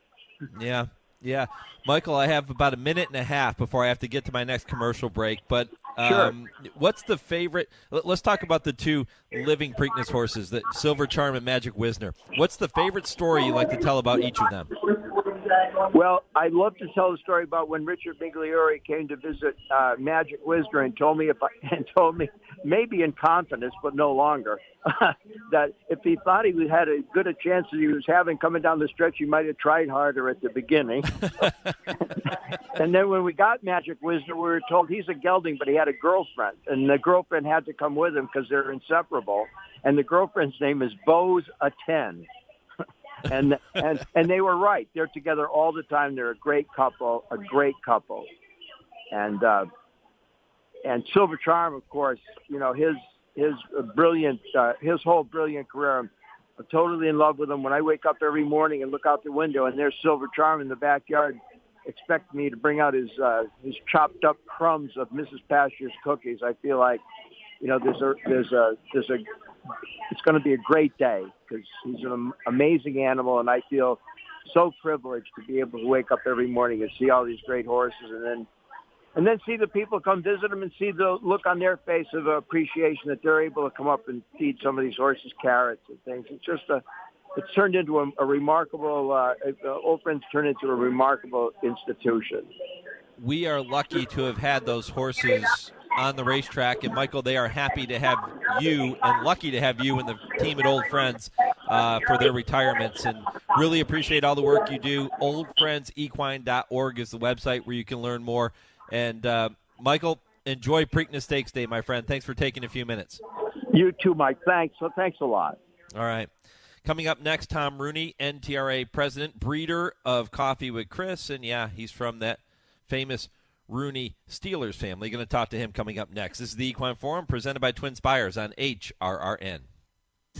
Race to TwinSpires, where you can unlock a $25 risk-free bet. Just use the code HRRN25 when you sign up. And if your first bet doesn't win, TwinSpires will refund your account up to $25. Wagering on the app is fast with free past performances, insider picks, and power plays every day you wager. TwinSpires. Download the app today to earn your $25 risk-free bet. Void where prohibited. For terms and conditions, visit TwinSpires.com. Must be 18 or older, 21 and older where applicable. For help with a gambling problem, call 1-800-GAMBLER. Iowa Breds race for big purses this meet at Prairie Meadows. 13 Iowa Bred Stakes races worth $1.15 million highlight the schedule, beginning June 2nd with the Bob Bryant for 3-year-old Iowa Bred fillies worth $75,000, followed by the $75,000 Grays Lake Stakes for 3-year-old Iowa Bred colts and geldings on June 3rd. Purses for Iowa Bred maiden special weight races are more than $43,000, and Iowa Bred overnight handicaps more than $50,000. Iowa Breds race for big purses at Prairie Meadows. Learn more at iowathoroughbred.com. Grade 1 winner and track record setter Lee. Like their sire, his runners have excelled on both dirt and turf, including these standout performers. Poppy Flower is kicking in. Poppy Flower with the momentum. Nagarok, they come on for the finish, and it is going to be Nagarok. Out of a Galileo mare, this dual-surface star has sired juvenile stakes winners on both dirt and turf. Lee, standing at Claiborne Farm. You're listening to the Equine Forum on HRRN, presented by TwinSpires. It is a 2nd and goal at the 7. Roethlisberger takes the snap out of the gun, looking right, looking left, and now throws to the far side. Pass for Holmes is caught. Touchdown, Pittsburgh! Santonio Holmes at the far side makes the catch, and the Steelers are back in front. Our thanks to Westwood One for the call of Super Bowl 43 and that huge play, one of the greatest plays in Super Bowl history. Coming February 1st, 2009, 42 seconds remaining. And for Tom Rooney, NTRA President and breeder of Preakness contender Coffee with Chris, he's hoping that Chris will be just as clutch later today, just after 7 o'clock Eastern, when they break from the starting gate at Old Hilltop. And Tom is indeed with me now. Tom, it is a pleasure. Good morning. Good morning. That was one of the greatest moments, I think, in Super Bowl history. Maybe only eclipsed by James Harrison's rumbling, stumbling 99-yard run in the same game. So, every time I see that, I'm still like checking to make sure his toes are down in the back corner of the end zone. Do you remember where you were? Were you at the game? Yeah, we were at the game. It was in Tampa, and I really thought that the Cardinals got the momentum when Fitzgerald caught that touchdown pass. And right there, I was actually thinking, okay, if we get 3, I believe that if we would have kicked the field goal there, we would have tied, so that we could have gone into overtime. But, Santonio actually dropped an easier catch, I think, the play before, for a touchdown, and then to come back with that one was just incredible. So, yeah, one of the truly memorable moments. Of course, me being a diehard Steeler fan, that's a moment that sticks out to me. We're going to play a couple rounds of Steeler trivia before I let you go, but I want to spend some time talking about Coffee with Chris and Shamrock Farm and your love of horse racing, your family's love of horse racing. This certainly predates you, going back to your grandfather, and Coffee with Chris is a very special horse for you. Yeah, so my grandfather, obviously, as a lot of people know, was a horseman first and foremost, a handicapper, and was widely considered back in the 20s and 30s as one of the best horse players in the country, and so at some point he wanted to get into the breeding game, and I think like in the 50s he was coming down to Baltimore from Pittsburgh because of all the tracks that were down here in Maryland, and ended up buying this farm that was like a cattle farm, dairy farm, and started getting into the program that way. Christopher R. was probably his best horse, and then he ended up standing Christopher R. at Shamrock in Woodbine, Maryland, and then when I got into the game, which was, I was just elected to Congress in 2008, and took my boys were little.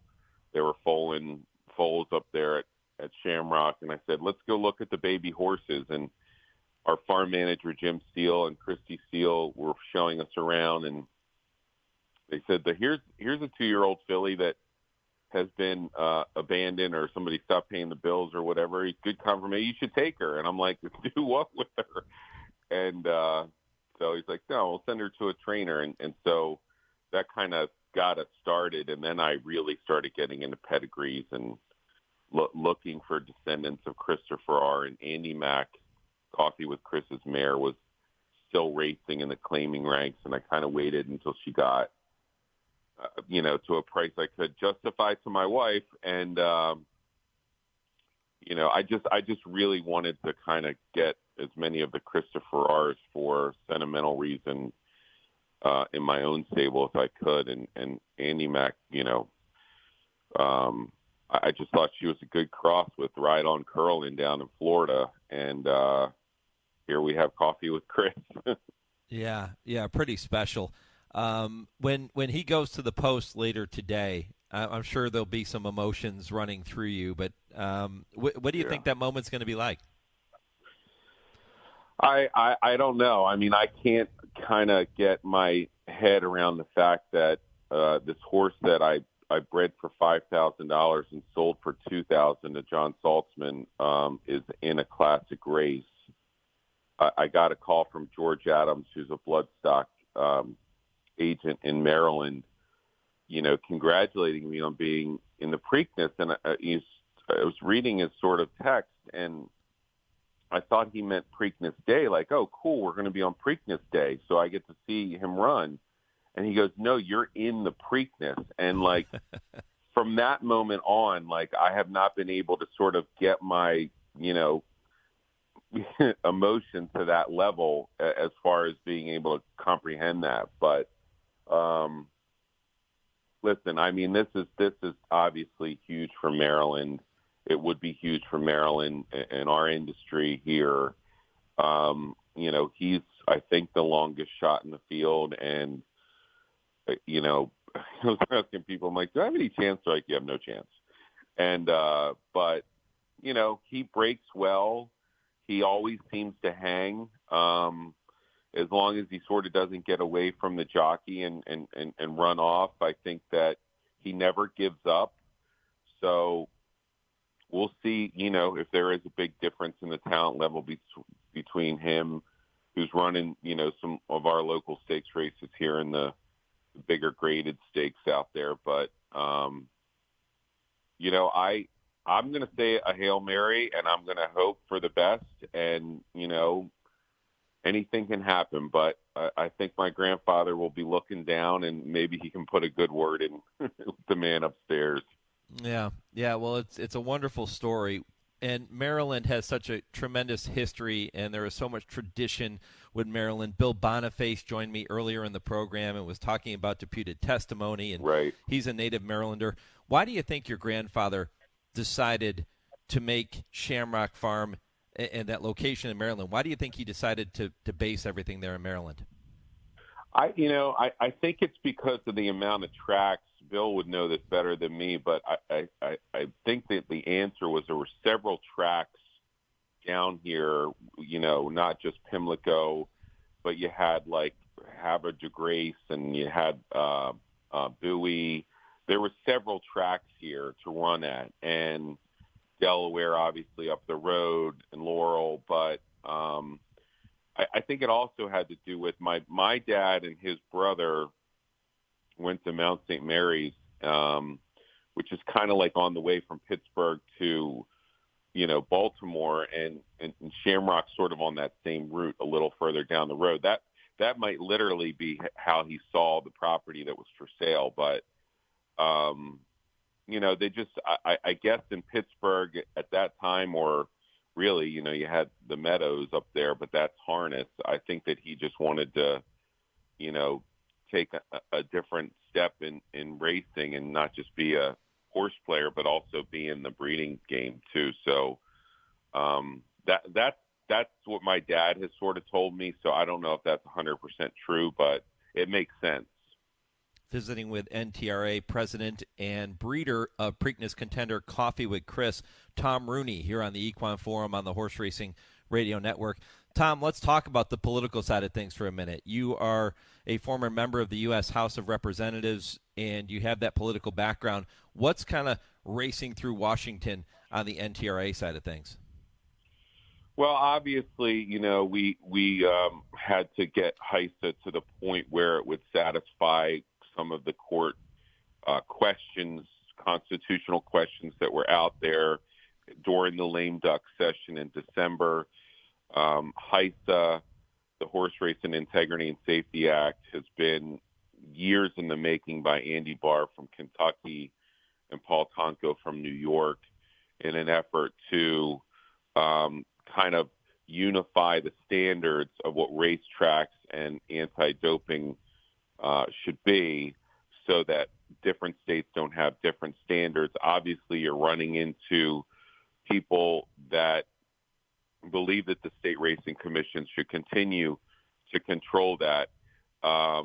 If we're going to be a sport that competes with the other leagues, which is what I'm trying to do here in Washington,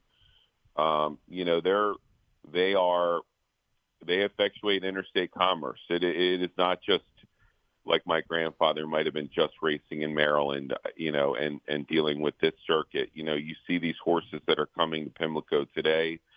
Aside from my horse, they're all coming from all over the place. So talking with trainers and talking with, various people over the years, I think that having the consistency, the appearance of fairness, and obviously with what happened at Churchill, with some of the breakdowns and, with the Safi Joseph horses, HISA gets implemented literally next week, May 22nd. So, we have to not only try to get better as we evolve as a sport, but we have to show the public that we're doing things to try to get better.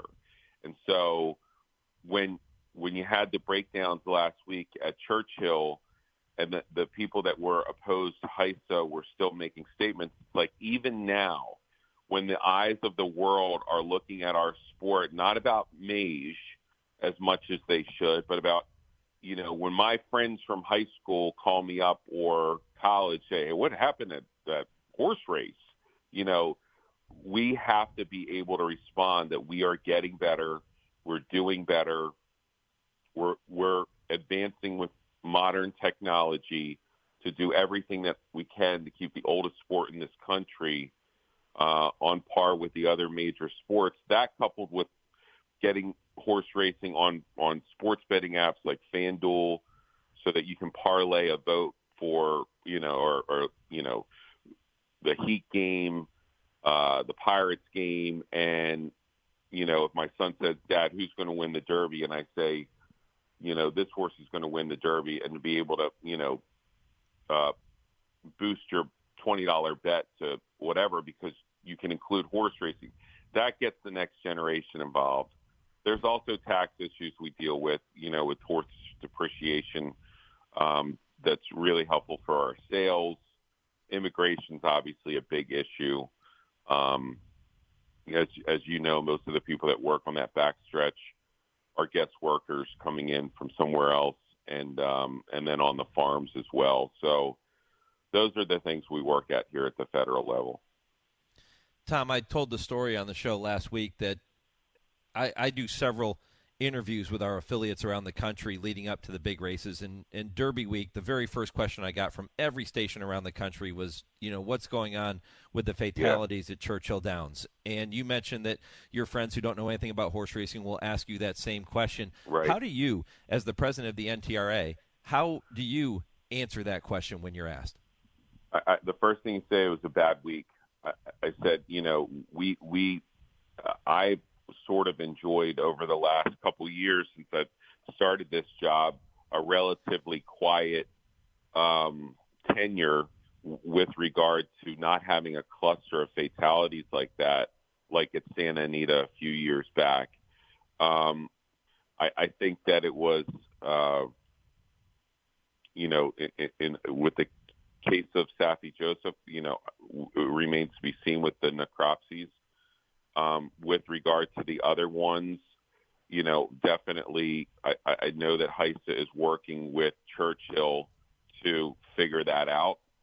Unless we just got really unlucky with a cluster of bad steps or horses that, got unlucky and were euthanized.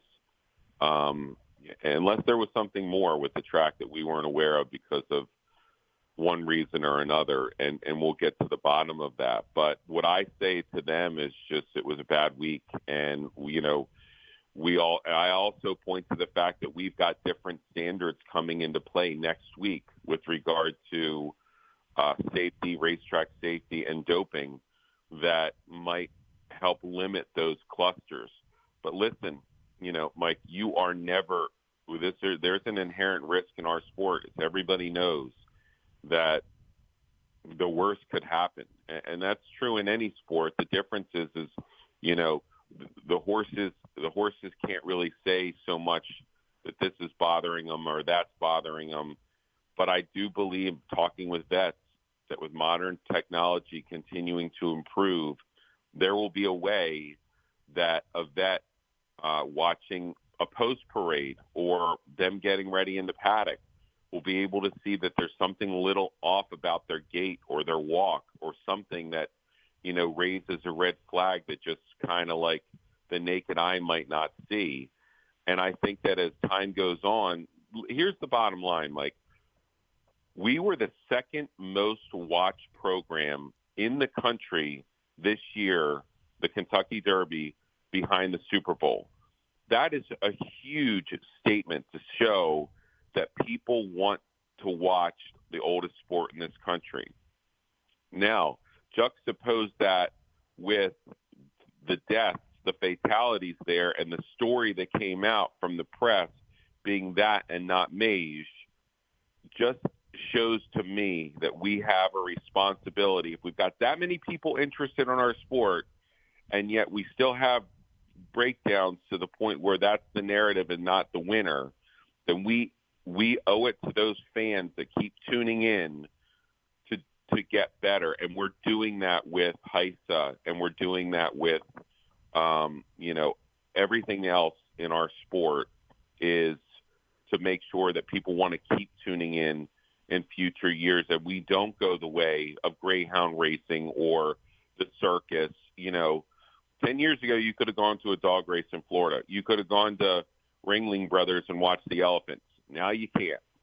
So it is not lost on me that these things could go away, but in this job, I'm going to do everything that I can to make sure that we are showing that we are as safe as we possibly can be, and that we're preserving the history that's been so rich in this country with racing. Well, Tom, unfortunately, I'm about 1 minute away from a commercial break. I'd love to continue the conversation, and we'll have to do it another time, maybe get more in-depth as to some of the intricacies of HISA and some of the ways you see this all fitting together. But we'll do that down the road here in the next few weeks. But I mentioned I was going to play some Steeler trivia with you. We don't have time to do that, but I am going to ask you this one question before I let you go. What was the exact amount of the parlay won at Saratoga in 1936 by your grandfather, the chief that led to the launch of the franchise? Do you remember the exact amount? I think it was in the $300,000 range, but I don't know the exact amount, but I do know that he got a police escort back to the Pennsylvania border and told my grandmother that they'd never have to worry about money again. I mean, that's with that money started the Steelers, and here we are. So, he had a heater going up there at Saratoga. Well, let's hope you have one going at Pimlico today. Yeah. Good luck with Coffee with Chris, Tom. Appreciate the visit. And again, we'll touch base here in the coming weeks, and we'll have you on for an extended visit, and we'll talk more about the issues facing our industry. I appreciate it. Good luck today. Okay, thanks, Mike. All right, Tom Rooney here on HRRN. I'll come back and get you ready for the third hour of the program. Plenty more to come. This is the Equine Forum on the Horse Racing Radio Network. Hi, Tony. Hey, Matthew. There's a reason why Tony's Steaks and Seafood is my favorite restaurant. It's because I want to feel part of the family. Isn't that right, Tony? That's right. There's a saying on the wall that I truly believe in. There's always room for one more at our table. We just want you to be part of our family. And believe me, you will be. It's Tony's Steaks and Seafood right across from Triangle Park. Visit them at TonySteaksandSeafood.com. Hey everyone, it's the Baron with this week's North of the Border report presented by Woodbine Entertainment. Trainer Kevin Attard sends out Grade 1 winner Last Call in Saturday's $100,000 Ruling Angel Stakes at Woodbine. Set for 7 furlongs on the Tapeta, the Ruling Angel for 3-year-old fillies has attracted 8 starters, including last year's Grade 1 Natalma Stakes winner Last Call. Owned by X-Men Racing 2 and SF Racing, the Daughter of English Channel debuted last July at Woodbine. finishing second behind eventual Canadian champion 2-year-old filly, Cairo Consort. After a fourth next time out, Last Call turned the tables on Cairo Consort with this one-length triumph in the Natalma at odds of 21-1. As they race down towards the 5/16ths, and out in front, Star Candy under attack, a line of 4, and here comes Last Call swinging wide on the outside with Courtly Road to join, and Adora's the center, Wickenheiser the outside, and trying to run through is G. Laurie and Cairo Consort. Last Call in front, here comes Cairo Consort angling down the center of the track, out in front, Last Call, Cairo Consort in second, Wickenheiser the outside, but Last Call tenacious in front, Cairo Consort in second, and G. Laurie flying home on the inside. But it's Last Call in the Natalma. Last Call the winner. Other starters in today's Ruling Angel Stakes include U.S. Invader Bulsara, multiple stakes winner Collecting Flatter, last year's Grade 3 Mazarine Stakes winner Renegade Rebel, and runner-up Rider, both trained by Mark Cassie. The Ruling Angel is listed as race 7 on the 10-race card, with the first post of 1:10 p.m. Live racing resumes tomorrow at 1:10 p.m., highlighted by the King Corey Stakes. And that's your North of the Border report for this Saturday morning. For more updates and racing information, visit Woodbine.com or follow along on both Twitter and Instagram at WoodbineTV.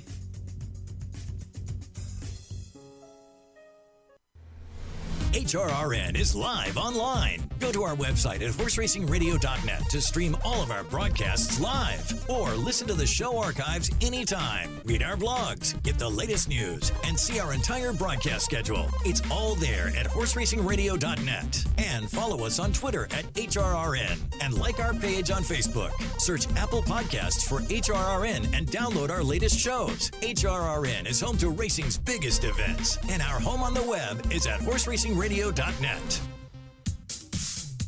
You're listening to the Equine Forum on HRRN, presented by TwinSpires. Welcome back. Poll question this morning. Who is your pick to win the Preakness Stakes this afternoon? Mage, National Treasure, Blazing Sevens, or other? Mage attracting 48% of the vote from HRN Nation, Coffee with Chris, and Perform, the other two horses getting some play in the other category. Post time 7:01 Eastern. Time for one historical date in racing history in this segment here before I get you ready for hour number 3. It was May 20th, 1977, that 2-year-old John Henry won his first race in his first start. That was a 4-furlong maiden race at Jefferson Downs, and we know the rest is history for the Hall of Famer. Today was that anniversary, May 20th, 1977. Keep the votes coming at HRN on Twitter, Horse Racing Radio Network on Facebook, and email the show, Mike at horseracingradio.net. 2 hours down, one more to go on this Preakness edition of the Equine Forum. When I come back, Scott Shapiro joins me for the TwinSpires Triple Play. 10:20, Kurt Becker takes you on his weekly stroll through racing history. And at 10:30, Dale Romans, Tim Wilkin will both be here for this week's edition of I Ask, They Answer. If your local station is leaving us at this time, continue listening to the third hour of the show nationwide on Sirius 216, XM 204, in the Louisville, Kentucky market on ESPN 680 or at horseracingradio.net. Hour 3 of the Equine Forum is next, right after a 10-second pause. For station identification, this is HRN.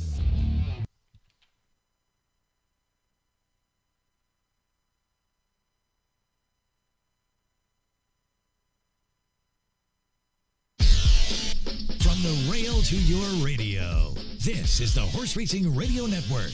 Free House Silver Charm, Captain Budget. Oh, it's close. Could be Silver Charm in between. Free House, Captain Budget, and a Preakness we will remember. Bernardini strides away from the field at the 8 pole. In front by 4. Sweet Northern saying no real response for him. Brother Derek and Hemingway's key. It is going to be Bernardini to win this Preakness. Welcome to the Equine Forum, presented by TwinSpires. Coming out to the first. Sweet says, here comes Cannon. Cannon surging. Sweet says in deep water. Too close to call. Too close to call. A race of the wheel from Robbie Alvarado. He thinks Helen has defeated Sweet Trick from the shadow of the wire. Here's Cloud Computing going for the upset. Classic Empire digs in. Cloud Computing goes alongside. They come to the finish together. Noses apart. Cloud Computing has defeated Classic Empire and the Preakness. Now here's Mike Penna.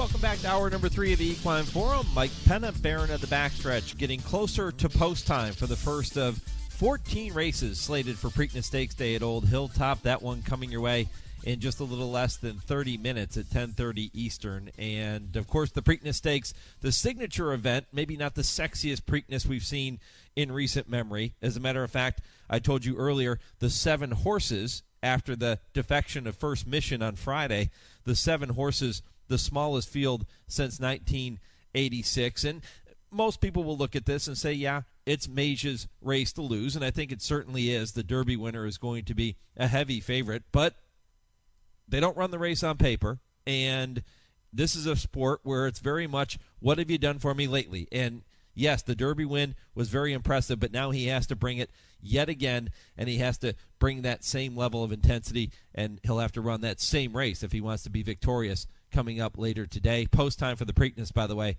7:01 Eastern Time.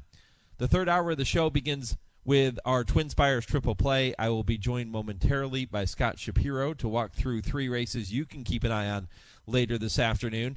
Not just races at Pimlico either. A little teaser there for you. He selected a couple other races at Churchill Downs that I think you'll have fun playing at TwinSpires.com. The weekly Stroll Through Racing History with our good friend Kurt Becker, presented by Keeneland. That comes up at 10:20. And at 10:30, I'll welcome Dale Romans and Tim Wilkin for this week's edition of I Ask, They Answer. And going to ask Dale and Tim to share some of their favorite Preakness memories. That should be a lot of fun. Looking forward to that conversation toward the end of the program. But without further ado, it is time for this week's TwinSpires Triple Play.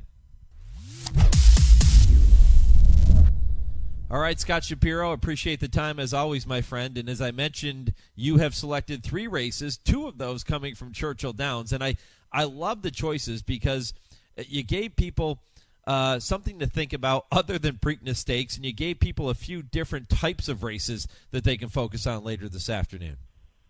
Hey, Mike, good to join you again as always. Exciting afternoon of racing ahead of us, of course, with the Preakness. And, yeah, we've got 11 at Churchill Downs this afternoon as well, headlined by the Louisville, a mile and a half on the sod. We'll race then, and then we'll have about an hour or so until the Preakness. But, yeah, I decided, of course, to focus a little bit on my hometown racing, and then we sprinkled in a stakes race at Pimlico. Yeah, I love it. Well, let's kick it off with race number 4 at Churchill, which is a 1-mile turf event, a maiden special weight race for the fillies and mares, 3-year-olds and up, and a race where you can go a few different directions, I think. When you look at some of the morning line odds and you look at some of the horses, it's a big field. There will be value in here. Who have you chosen in race number 4 at Churchill? Well, I went with the non-value, at least in terms of high price on the morning line. But if this horse is 5-2, like she is on the morning line, I think that could definitely be some value. And I speak of number 4, Callie's Grit, a daughter of McLean's Music, who makes her 2nd start of the year, 4th in her career, for trainer Joe Sharp, who's been on quite a roll to kick off the spring meet. Came in a little bit cold from Keeneland in the winter, but, man, as he picked things up. And I've loved what I've seen from this 3-year-old filly. Her debut effort at Saratoga last summer, she finished a good second at at 18-1 to be your best. A very impressive 2-year-old filly for Horatio DePaz at that point. And then when we saw her last at Keeneland off the freshening, she ran another good second following wire-to-wire winner Work of Fiction around the racetrack. I think she's got the tactical speed to work out her own trip. Jareth Loveberry will be aboard with Tyler Gaffleone in Maryland for the Preakness card. I think Jareth has been riding really well at his first full-time spring meet at Churchill, getting some good mounts. And I think Callie's Grit's going to get the right trip and be very tough to deny as the 5-2 top choice. Yeah, you bring up a great point, too. When you started talking about Callie's Grit being 5-2 on the morning line, you said if we can get 5-2, that's probably going to be good value. And people will look at that and say, wait a minute, 5-2, how can that be good value? Well, if you think the horse is supposed to be 8-5, then 5-2 is a really good price.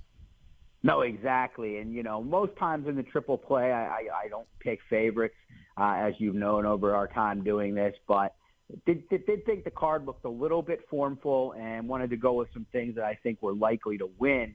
And things being this filly and Callie's Grit, who just appears to be sitting on a big effort for a red-hot barn, and what I think is a a bit of an underwhelming maiden special weight event on the side. Okay, I'm going to put you on the spot, Scott, because I know that, when I throw this out there, you're going to knock it out of the park. But give me one or two other fillies in that race that if people are going to use Callie's Grit on top, that they might want to put underneath in an exacta or a trifecta bet. Well, I picked number 9, Golden Runner, for second, 20-1 on the morning line. This is a fifth-time starter for Sarah Hamilton, and tried the turf for the first time at Keeneland on April 23rd and ran a pretty good fifth that day. Saved ground much of the way and skimmed the rail. But I think she took a noticeable step forward moving from the all-weather surface at Turfway to Keeneland's turf course, and now she remains on the turf. She gets blinkers for the first time. Sarah hasn't started that many runners in her young career, but she's 2 for 10 first-time blinkers. So I think Golden Runner can take a step forward at a big price. And then number 2, Malou, a little bit more logical, 6-1 on the morning line, moves back to the turf after an underwhelming effort, sprinting over the main track at Keeneland on April 27th. I don't like her on top, and obviously I stress that I think Callie's Grit is a likely winner. But I do think she'll get a nice trip along the inside under Brian Hernandez Jr. and will appreciate getting back to 2 turns and getting back to the turf. Okay, number 4, Callie's Grit. Maybe take a look at number 9 and number 2 in that fourth race at Churchill if you're going to be playing exactas and trifectas. Scott giving you some value there too. All right, race number 6 is the second leg you've chosen, and this is a completely different type of race. Even though it is a maiden special weight for fillies and mares, 3-year-olds and up, it is not on the turf, and it is not a 1-mile race. This is 5.5 furlongs, a baby sprint race, and boy, this should be a lot of fun in here. How'd you see this one? Yeah, totally different. The last race, a matter of more stamina than speed, and this is a much more of a speed-type race, as you mentioned, the 5.5 furlong distance, Mike. And I really like number 2, Sassy Walker in here, a daughter of Munnings that got absolutely hammered on debut at Keeneland on April 21st.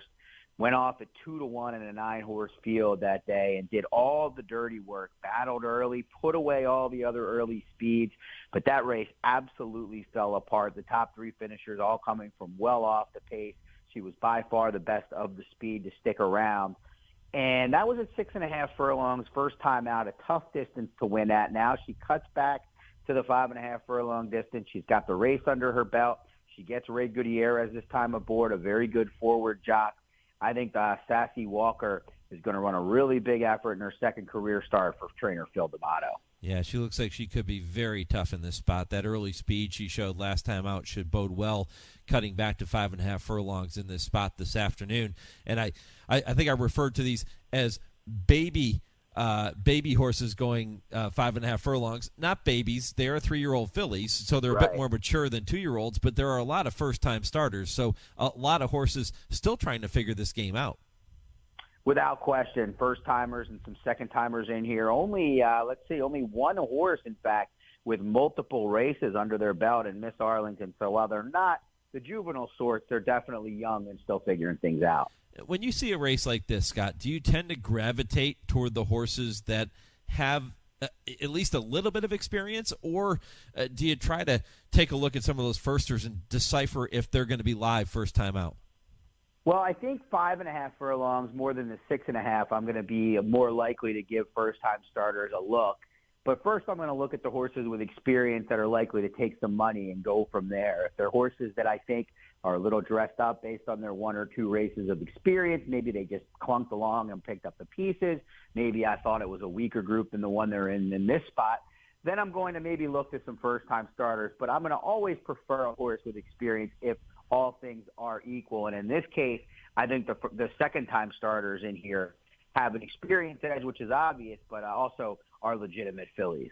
Okay, so it is number 2, Sassy Walker, 7-2 on the morning line in race 6 at Churchill for Scott's second pick in the TwinSpires Triple Play. Again, I'll remind you that you can go to TwinSpires.com to bet all of these races we're talking about later today, including the Preakness Stakes, which is one that we're not going to focus on because your third choice is the race right before the Preakness. It is the James W. Murphy Stakes, and that's 1 mile on the grass. Race 12 has a post time of 5:51 Eastern. And this is a race, I think, Scott, where you can pick some value. Yeah, a lot of the races on the card later today in Baltimore look a little chalky. but I thought this race was a very competitive one, going 1 mile over the side, of course, for 3-year-olds, much like the Preakness Stakes. And I think the pace is going to be quite contentious, if not even hotter than contentious in this one. You've got Fantastic again along the inside for Wesley Ward, a Western Yarn, top recruit.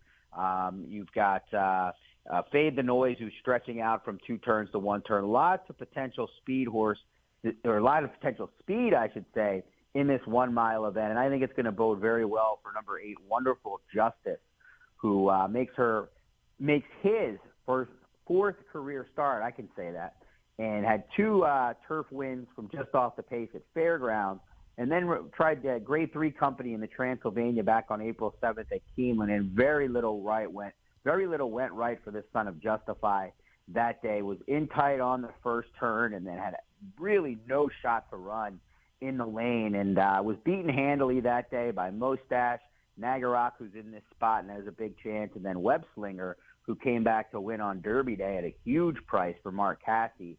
And with Luis Saez aboard, moving to an outside draw, I think Wonderful Justice is going to be able to tuck in behind the early brigade and get a perfect stalking trip, get to jump on any late runners. I like Wonderful Justice at a pretty favorable 5-1 morning line, Mike. Yeah, I would say so. Maybe even a touch higher. Who knows? Maybe we float up to that 6 or 7-1 range, which would be even better for number 8, Wonderful Justice. So to recap, Scott Shapiro's 3 horses that you can keep an eye on later today with this week's TwinSpires Triple Play.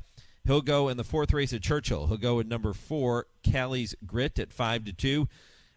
Race 6 at Churchill, he'll take number 2, Sassy Walker at 7-2. And in that 12th race at Pimlico, the race we just discussed, he'll go in number 8, Wonderful Justice at odds of 5-1.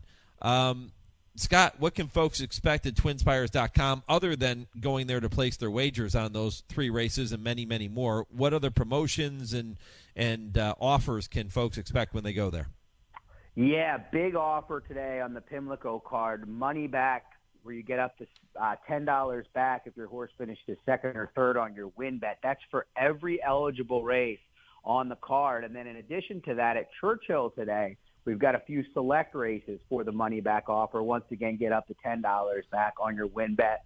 Very, very favorable promotion at TwinSpires. Very popular. It's basically getting insurance on your win bet, which goes a long way and really gives you a nice edge compared to putting the wager in without getting it. So I've been jumping in on those. We had them all throughout the Derby week for every race, and looking forward to jumping in the same today, both at Baltimore and here in Louisville.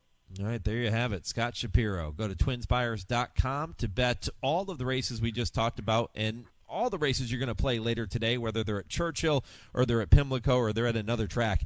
Go to TwinSpires.com and place those bets. You won't be disappointed, and take advantage of those special offers. Scott, really do appreciate it, my friend. Good luck at the windows, and we will talk again soon.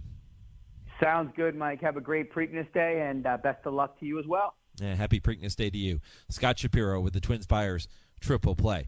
Coming up next, Kurt Becker takes you on his weekly Stroll Through Racing History. And at 10:30, you know what time it is. That's when I welcome Dale Romans and Tim Wilkin to the program, a special Preakness Stakes edition of I Ask, They Answer. That's all ahead on the Equine Forum, presented by TwinSpires on HRRN.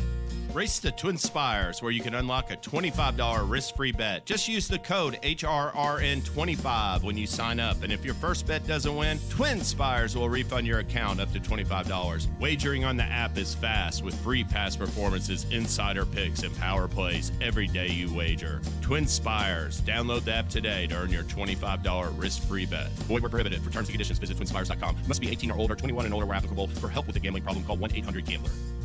The spring meet returns to Churchill Downs now through July 3rd with 50 stakes races worth over $20 million during the spring meet. Racing doesn't end once Derby week is over, as there is plenty of racing action throughout the meet, with maiden special weight races of $120,000 and allowance races ranging from $127,000 to $148,000. For more racing information and to get your tickets today, visit ChurchillDowns.com. Churchill Downs purses are powered by the Kentucky Thoroughbred Development Fund.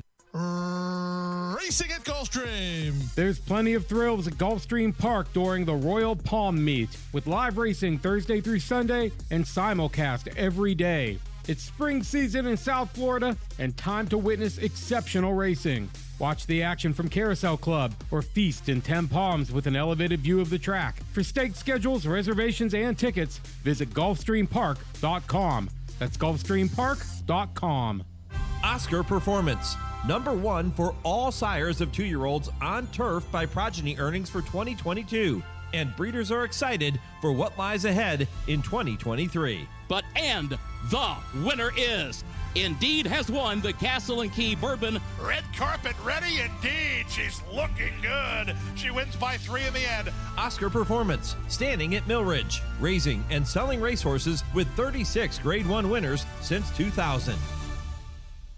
Achieve Equine, makers of Flair Equine Nasal Strips, brings you innovative, evidence-based products for the health and well-being of your equine athletes, like the new Impact Protection Half Pad from Europe, VIP Equestrian, that provides a superior layer of cushioning for the horse's back. Visit achieveequine.com for more information on the innovative products we offer. That's achieveequine.com. Breathe easy, we've got your back. 2-year-old champion Looking at Lucky arrived in Baltimore to contest the 2010 Preakness Stakes, hoping for better luck and a better trip than the one he had in Louisville 2 weeks earlier. Sent off as the 6-1 favorite in the run for the Roses, his Derby dreams would be dashed following a troubled trip from an inside post. But his luck seemed to be taking a turn for the best at Old Hilltop, having drawn post position number 7 for racing's Middle Jewel. Second choice in the wagering behind Derby hero Super Saver, Looking at Lucky and young jockey Martin Garcia waited patiently for their opportunity, and as 23-1 long shot First Dude led them into the stretch, the stage was set for a thrilling Preakness. They're at the top of the stretch. Looking at Lucky. First Dude, Cara Cortado is next. On the far outside there is Ioana Twist looking to pull a big upset, and also Jackson Ben closing relentlessly in between horses. Jackson Ben looking at Lucky. First Dude, and Ioana Twist on the outside. You're looking at Lucky. You're looking at Lucky in the Preakness to win it by a half leg. Looking at Lucky finally got the clear trip he needed and provided Hall of Fame trainer Bob Baffert with his 5th Preakness win and racing fans with another memorable moment in Preakness Stakes history. You're listening to the Equine Forum on HRRN, presented by TwinSpires. Hello, I'm Kurt Becker. Thanks for joining me as I take another stroll through racing history presented by Keeneland. He was unsightly. He had crooked legs. He was a goof-off in the barn area. His owners tried unsuccessfully to sell him for $4,500, but he later matured and blossomed into a Triple Crown winner. His name was Count Fleet. Foaled in 1940 at Stoner Creek Stud in Paris, Kentucky, Count Fleet was a homebred for owners John and Fanny Hertz of rental car fame. A brown colt by 1928 Kentucky Derby winner Ray Count out of Quickly, a mare which won 32 races and tied or broke 3 track records. It was said that Count Fleet got his stamina from his dad and his speed from his mother. Called an unimpressive-looking colt, Count Fleet was described by Bob Hebert of the Los Angeles Daily News as an ungainly creature with a pair of crooked, bent front legs. Others said the colt was homely and that he was the opposite of what one wanted in a thoroughbred. He was more powerful up front, less so in the region of his hindquarters. Some journalists even poked fun at him early in his career by calling him a front-wheel drive model. He was also known as a prankster. It was said that Count Fleet liked to sidle up to a human and then slap the human in the face with the side of his head with jolting force. He would lunge in the air and put on a shadowboxing exhibition. He would walk sideways, jump over imaginary ditches and fences, neigh wholeheartedly, nuzzle anyone who was nearby, and then wham! He would hit them with his head, and then neigh again with joyful delight. Yet there was never anything vicious about it. Everything he did was done in the spirit of fun. Mr. and Mrs. Hertz, looking at their unsightly prankster colt in the spring of 1942, wanted to sell him. They offered Count Fleet for sale privately for $4,500, but they found no takers. And then one morning, Count Fleet was not as playful as usual. Instead, he wanted to run. Trainer Don Cameron, a big burly man who had been a college athlete at the University of California, looked at his stopwatch. When he saw the time, it was said that he was the most surprised individual in the United States. Simply put, the workout was fast. Cameron decided it was time to break Count Fleet of his bad habits, rid him of his foolishness, and put him into a regular workout routine. At first, the Count rebelled at the idea of being a nice, refined horse, but he eventually discontinued his stunts and his tricks and found joy instead in his morning workouts and his afternoon races. As a 2-year-old, Count Fleet would win 10 of 15 starts and would be voted in most circles the champion juvenile of 1942. He captured 4 stakes, including a win by 6 lengths in the Pimlico Futurity, equaling the track record at 1 1/16. He would also win the Champagne Stakes at Belmont Park, breaking the world record for juveniles at 1 mile in 1 minute 34 and 4/5 seconds. Carrying the yellow and black colors of the Hertz Racing Stable, Count Fleet returned in April of 1943 and won the Wood Memorial by 4 lengths in the second start of his 3-year-old season. He then headed for Churchill Downs and the 69th running of the Kentucky Derby. Bob Barnett, writing in the Muncie Star Press, said that Count Fleet would win the Derby with such ease that he would be sitting on the infield fence fanning himself as the other horses crossed the finish line. Another journalist said Count Fleet could win the Derby running backward and still have time to study the mutual prices while strolling past the infield board. On May 1st, 1943, Count Fleet, the Hertz Hurricane as he was known, went to the post at Churchill Downs at 40 cents on the dollar, the co-shortest priced favorite in Kentucky Derby history. With Johnny Longden aboard, he won by 3 lengths before a crowd of 65,000 at what was known as the Streetcar Derby because of wartime restrictions on travel. 1 week later, he went to the post at 15 cents on the dollar and won the 53rd edition of the Preakness, romping home by 8 lengths. And in the Belmont Stakes on June 5th, Count Fleet was bet down to odds of 1 to 94, and he broke the stakes record with a 25-length victory. So good was Count Fleet that after 9 foes had faced him in the Derby, only 3 challengers met him in the Preakness, and just 2 went to the post with him in the Belmont. It was said that the Count had become a king. The only drawback to the Belmont performance was that Count Fleet injured an ankle, and he would never race again. But as a stallion at Stoner Creek, he would sire a Kentucky Derby winner and 2 Belmont Stakes winners. Elected to Racing's Hall of Fame in 1961 and pensioned from stallion duty in 1965, Count Fleet died at age 33 in December of 1973. Ralph Baird, manager at Stoner Creek Stud in the 1940s, once said that Count Fleet was sound, sensible, smart, and full of ambition. And 80 years ago, he made use of those very qualities to achieve racing greatness as the winner of the Triple Crown. Please join me again next week when I take another stroll through racing history presented by Keeneland. For HRRN, I'm Kurt Becker. And once again, my thanks to Kurt and to Keeneland for making those segments possible each and every week. If you have missed any of Kurt's Stroll Through Racing History segments, all you have to do is head back over to our website, horseracingradio.net. You can check out the special podcast page dedicated to those stories and listen to every single one. There have been some amazing ones. Go back and listen at horseracingradio.net. When I come back, Del Romans, Tim Wilkin, they will be here. It is this week's edition of I Ask, They Answer. This is the Equine Forum, presented by TwinSpires on HRRN.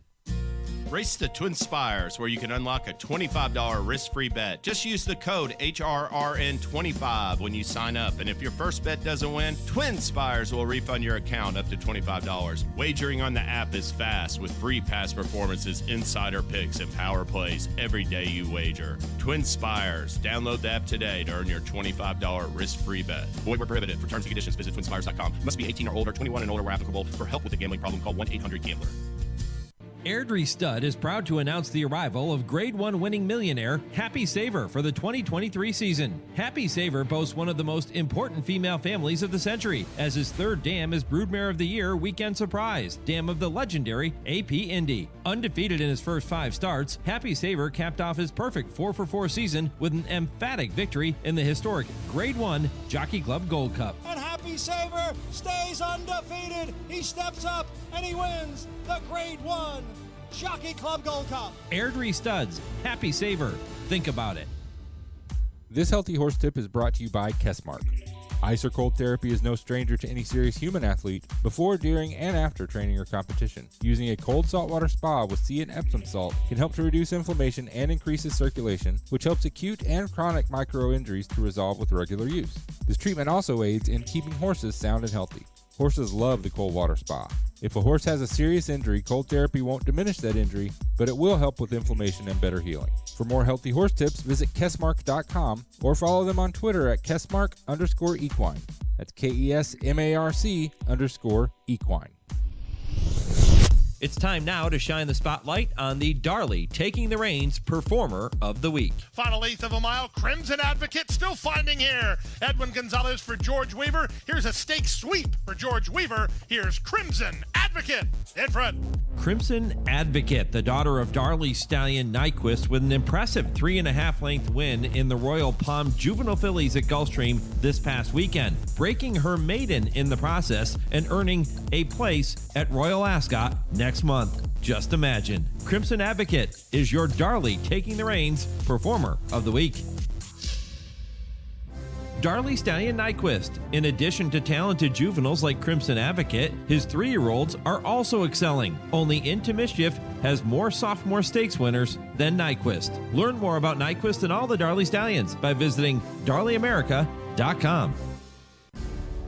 No filly had won the middle jewel of horse racing's Triple Crown since Nellie Morse in 1924. So as Rachel Alexandra entered the starting gate against 12 talented male rivals in the 2009 Preakness, it was history that may prove to be her biggest obstacle. Having beaten fillies by a colossal 20 lengths in the Kentucky Oaks 2 weeks earlier, she would go to the post as the Preakness favorite. And as the gates sprung open, jockey Calvin Burrell put Rachel right where she liked to be, on the lead.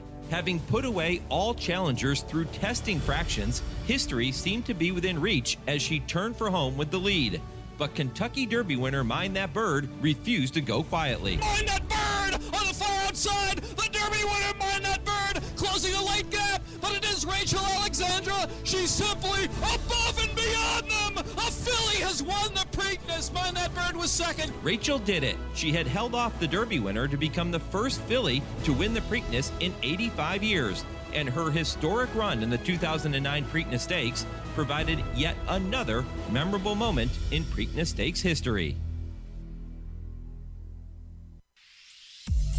This is I Ask, They Answer on the Equine Forum on HRRN. And Two Phils has taken the lead. Two Phils turns for home in front by 2. Mage is coming down the center. Hit Show is there. King's Barnes gives way. Angel of Empire with powerful strides down the center of the track, but there's 1 furlong to go. Two Phils fights on, but Mage has taken the lead. Angel of Empires are rallying third. Time is running out to catch Mage. Mage digs down deep, urged onto the wire to win the Derby. Mage the winner. Two Phils was second. Angel of Empire was third, and Disarm came on for fourth. Travis Stone with a call at Churchill Downs 2 weeks ago. Mage proved best in the run for the Roses and is the only runner from this year's Kentucky Derby to make his way to Baltimore. Has the time finally come to revamp the Triple Crown schedule? Plus, we'll tell you which Preakness winners from the past decade Mage would be favored over if they were facing off today. And it's National Be a Millionaire Day. If Dale and Tim suddenly became millionaires today, what would they be doing tomorrow? We're going to talk about those topics and much, much more on a Preakness Stakes edition of I Ask, They Answer with trainer Dale Romans and turf writer Tim Wilkin, all presented by the University of Louisville Equine Industry Program in the College of Business, and all starting just 30 seconds from right now.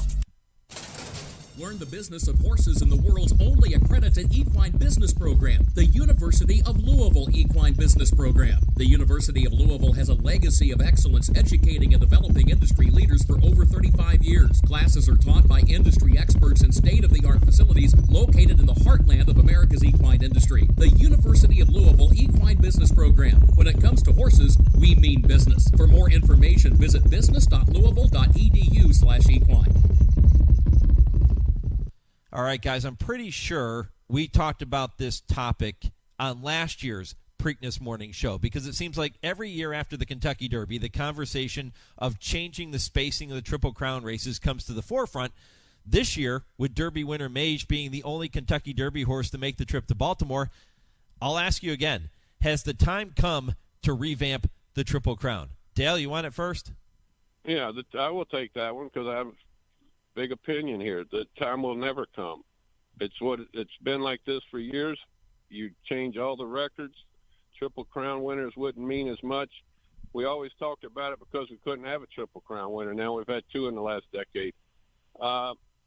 No, I think what needs to come is the way people think about running their horses, and it's probably better to run back in 2 weeks than keep training them as much as we do. I believe that training causes as much problems as running, and we should keep the Triple Crown as it is, the World Series as it is, the Final Four, NCAA as it is. Tradition is important in our game. I had the I'm going to give you the same answer I gave you last year. I don't think there's any way that they should change it. I've heard, you hear about the people saying that, and it came after Rich Strike last year when, he was a healthy horse. He skipped the Preakness to wait for the Belmont.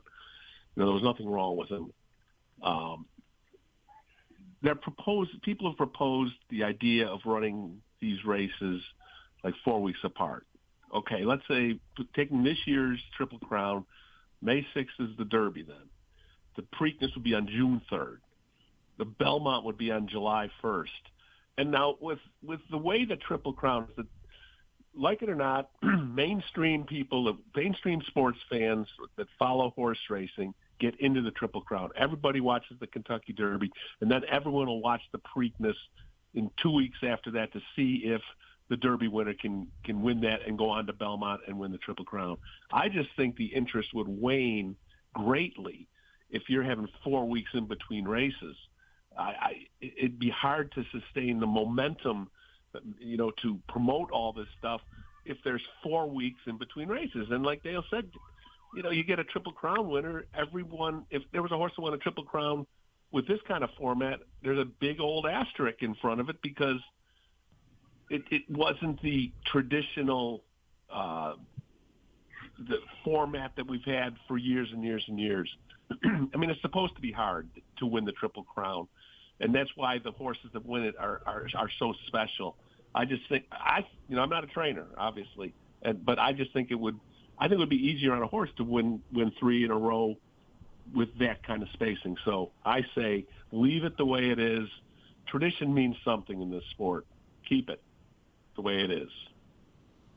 Yeah, and the thing is, too, guys, if it were to change the way Timmy just laid everything out, you had 4 weeks in between the 3 races, it's an entirely different series. It's an entirely different test. And I think the proponents, I'll play devil advocate for a minute here, the proponents of making the change will tell you that, okay, you see what happened this year. You only have one horse coming back from the Derby making it to the Preakness, and you only have a 7-horse field. They'll tell you if you space them out, 1 month later, it's going to give all the Derby horses a chance to recover, and you'll get more of those horses coming back into the Preakness. And then they'll argue that if that's the case, it's a bigger field, it's a tougher test, it's a tougher accomplishment to win all 3 races. So, Dale, how do you address those who make those arguments? Bad arguments. That the tradition outweighs everything. And, there should be some horses running back in the Preakness that ran in the Derby. I'm not going to call any names, but there's horses out there that have been very competitive back in it. Our mindset's just different. And this year, it's the first time I remember only one coming back. I don't know if Timmy has all the statistics, I'm sure, but keep it the way it is. Tradition is one of the most important things we have in this game. I've heard this ever since I've been on the racetrack, a call to change it. And it's usually somebody that has a horse that doesn't fit the format. But, are you going to put an asterisk next to Secretariat? Dale, let me ask you this question. I'll take it one step further. Do you think that connections are becoming more leery of making a move like this to run their horse back in 2 weeks because, God forbid, if something were to happen with the horse, the criticism and the scrutiny of running your horse back in 2 weeks is going to be unbearable. Do you think that plays into it? I don't know. I don't think that plays into it. I think statistically, you looked at it, that's probably not true at all. I think the horses that run back quicker probably stay sounder longer. Mm-hmm. I don't know. They've been picking the Triple Crown apart since the beginning of time. Keep it the way it is. All right, Dale and Tim in total agreement.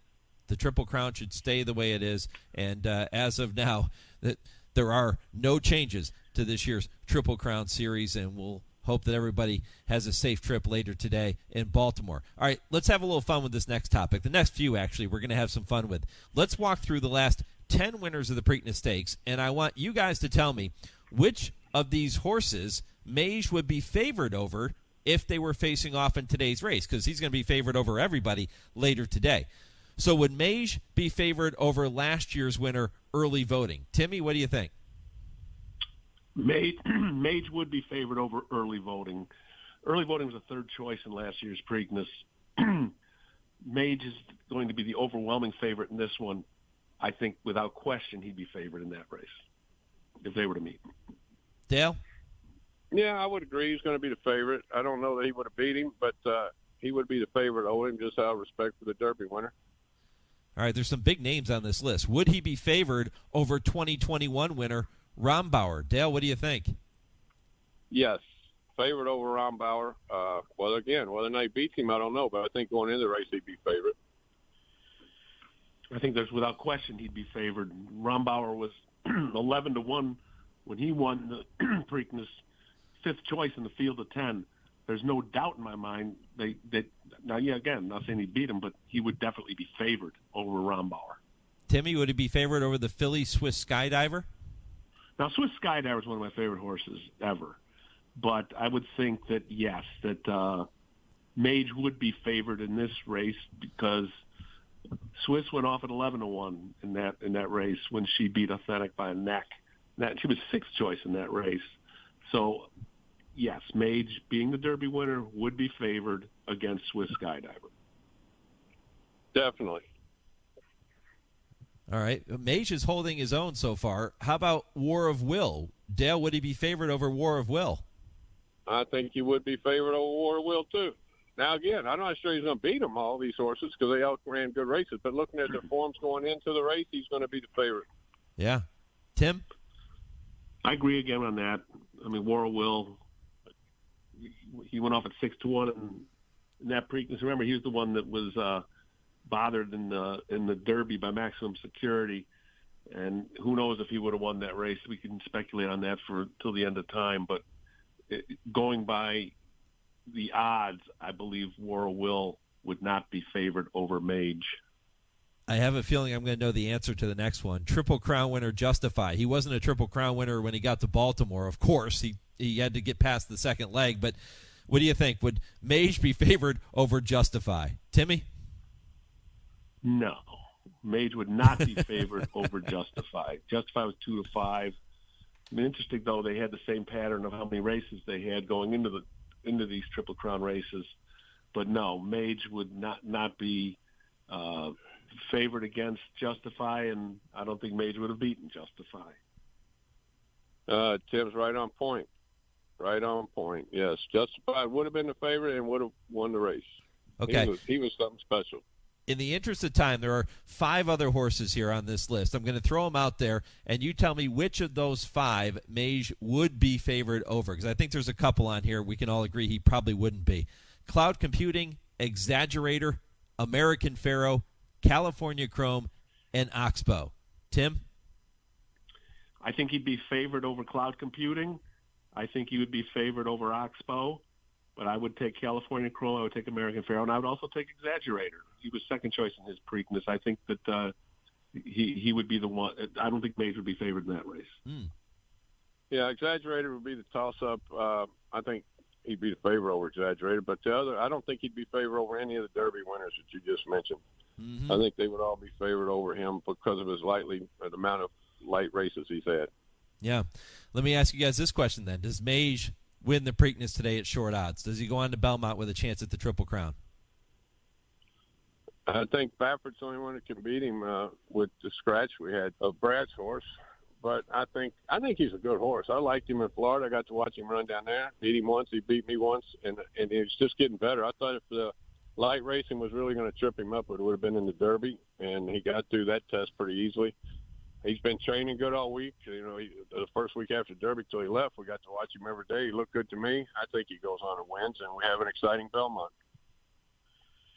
I'm not so sure. I think that I think there's a chance that he could bounce in this race. I mean, and there is the lightly raced angle, but there's also on the other side of the coin is maybe he's just getting really good now.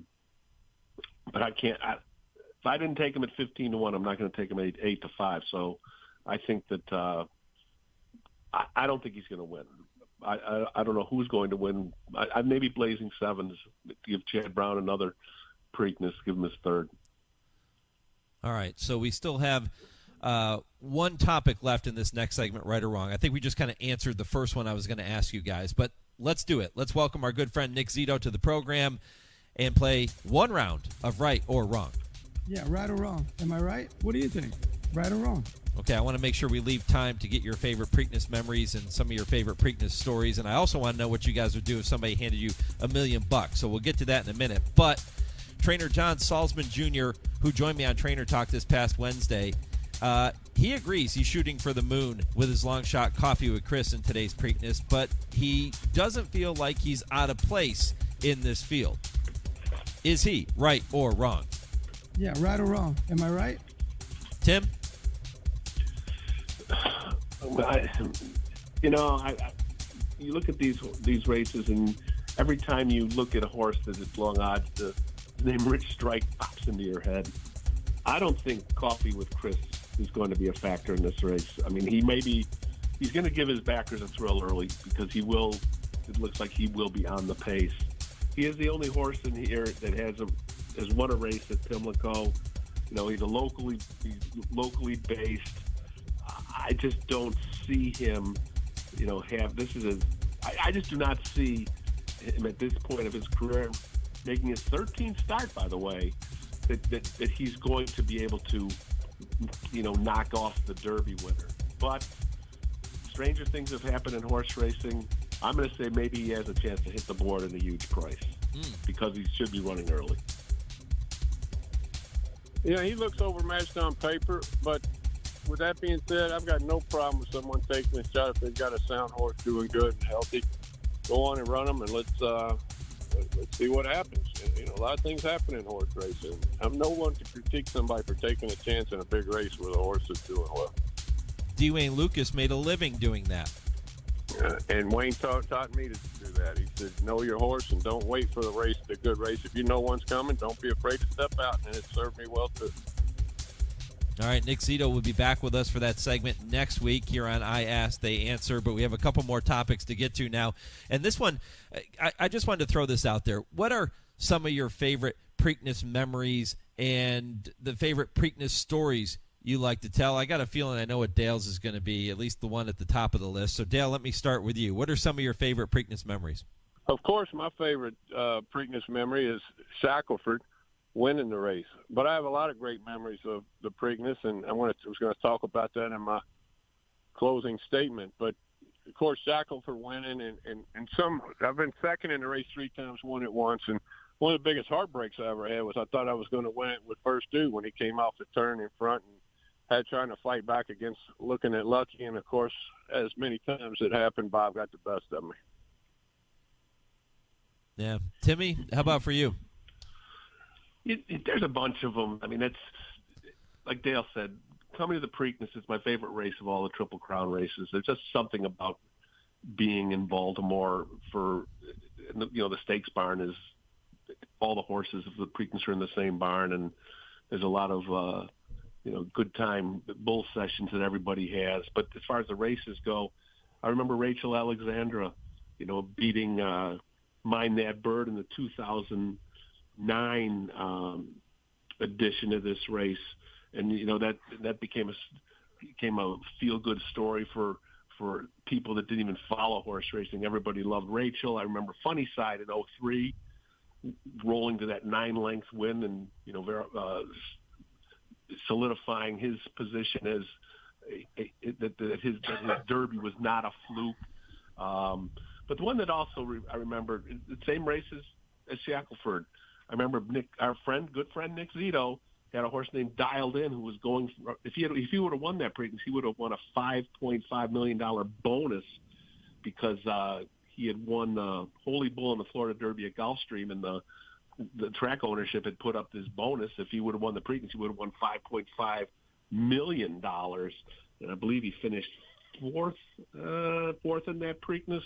But I remember how there was a pressure cooker for Nick and leading up to that race, and he just couldn't get it done. But I do remember that as being one of the big storylines, and he had more. He would have won more money than the winner. Yeah, that was a great storyline surrounding that year's race. I go back to Sunday Silence and Easy Goer. Easy Goer was really the horse that got me hooked on horse racing, and that stretch battle that they put on in 1989 was tremendous. Big Brown is another one that sticks out to me, and I'll never forget Dave Rodman's call of Big Brown barrels through Baltimore. That was the very first Preakness Stakes we ever broadcast on national radio here on HRRN, so it's always a special one. And how about American Pharoah? Not the fact that he was so dominant and that he won, but do you remember the downpour that just deluged that hit Pimlico right before the race? And American Pharoah, I can still see him kind of splashing to victory in that one. Those are certainly some memories that stand out to me.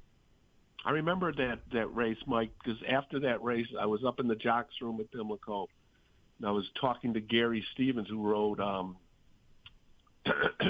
Firing Line, and as he was taking his boots off, I mean, he was pouring water out of them. It looked like it was coming out of a spigot. It was just unbelievably rainy that day, and there was just so much standing water on that track. But talking to Gary that day, just seeing him pour that water, I was like, whoa! I'm glad I wasn't out there. I was in the comfort of the press area. Yeah. Well, some really tremendous memories, and that one for Dale of Shackelford winning is one that it's always going to. Dale, what's your favorite piece of Shackelford memorabilia you have laying around the house or at the barn? Oh, I got a halter, and I got a couple of nice. He was just a special horse, and one of the greatest races of my life was the last race at Churchill Downs when he retired a winner, and the announcers Shackelford looking at the last half mile of his career. It gave me chills. And there's a lot of fond memories of Shackelford. Yeah, I got goosebumps when you said it right now. That's quite a way to sum it up. And, Shackelford giving Dale that wonderful Preakness memory. All right, one more topic to get to before we get to our West Point of the week. And I brought this up in the open of the show that today is National Be a Millionaire Day.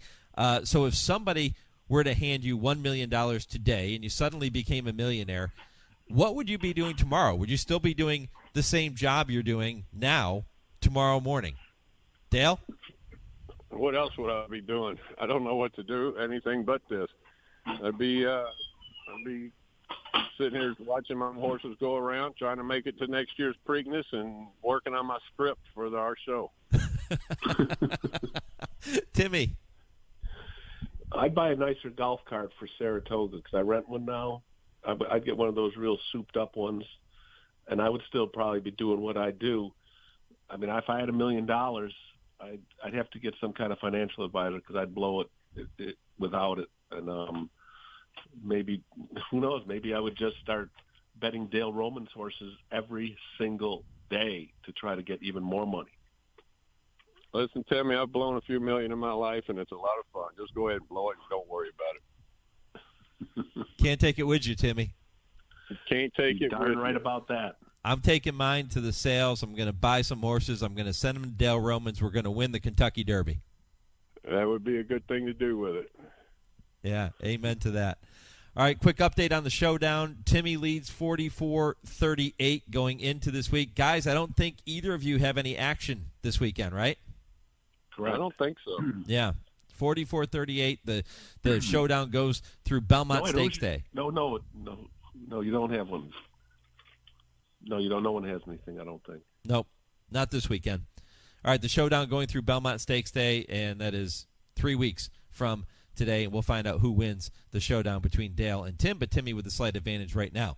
All right, time to wrap up the show with our West Point of the Week presented by West Point Thoroughbreds. I tell you every week that you can experience the lifestyle of thoroughbred racehorse ownership with the gold standard in racing partnerships for over 30 years. You know I'm talking about West Point Thoroughbreds. Text HORSE to 66866 to learn about ownership, message, and data rates may apply.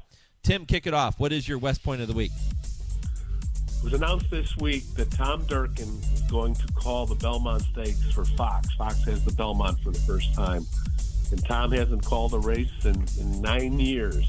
It'll be very much fun, in my opinion, to hear Tom Durkin's call of a Triple Crown race.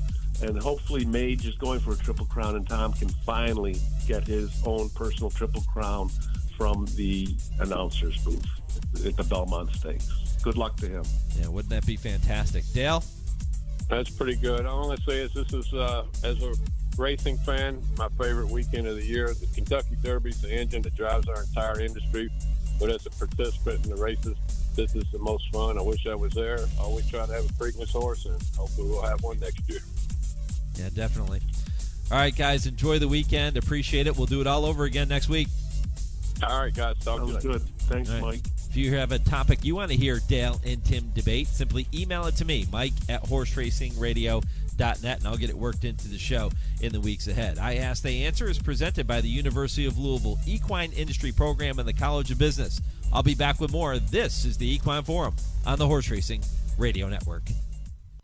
This is Maryland Horse Week on HRRN. Celebrating the rich history and tradition of the Maryland thoroughbred industry.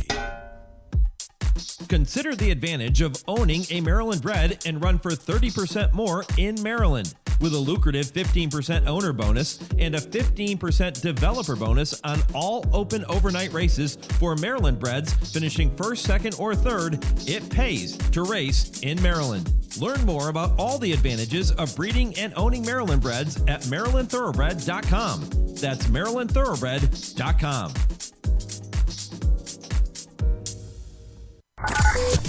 Thursday evenings, 6 to 7 p.m. Eastern, is the Brisnet.com call-in show. It's your chance to call in and let the Horse Racing Radio Nation know what's on your mind. Call us at 888-966-HRRN. That's 888-966-4776. And discuss the topics you choose in the world of thoroughbred racing. The Brisnet.com call-in show on Sirius 216, XM 204, and streaming live at horseracingradio.net. Woodford Feed, where tradition merges with technology.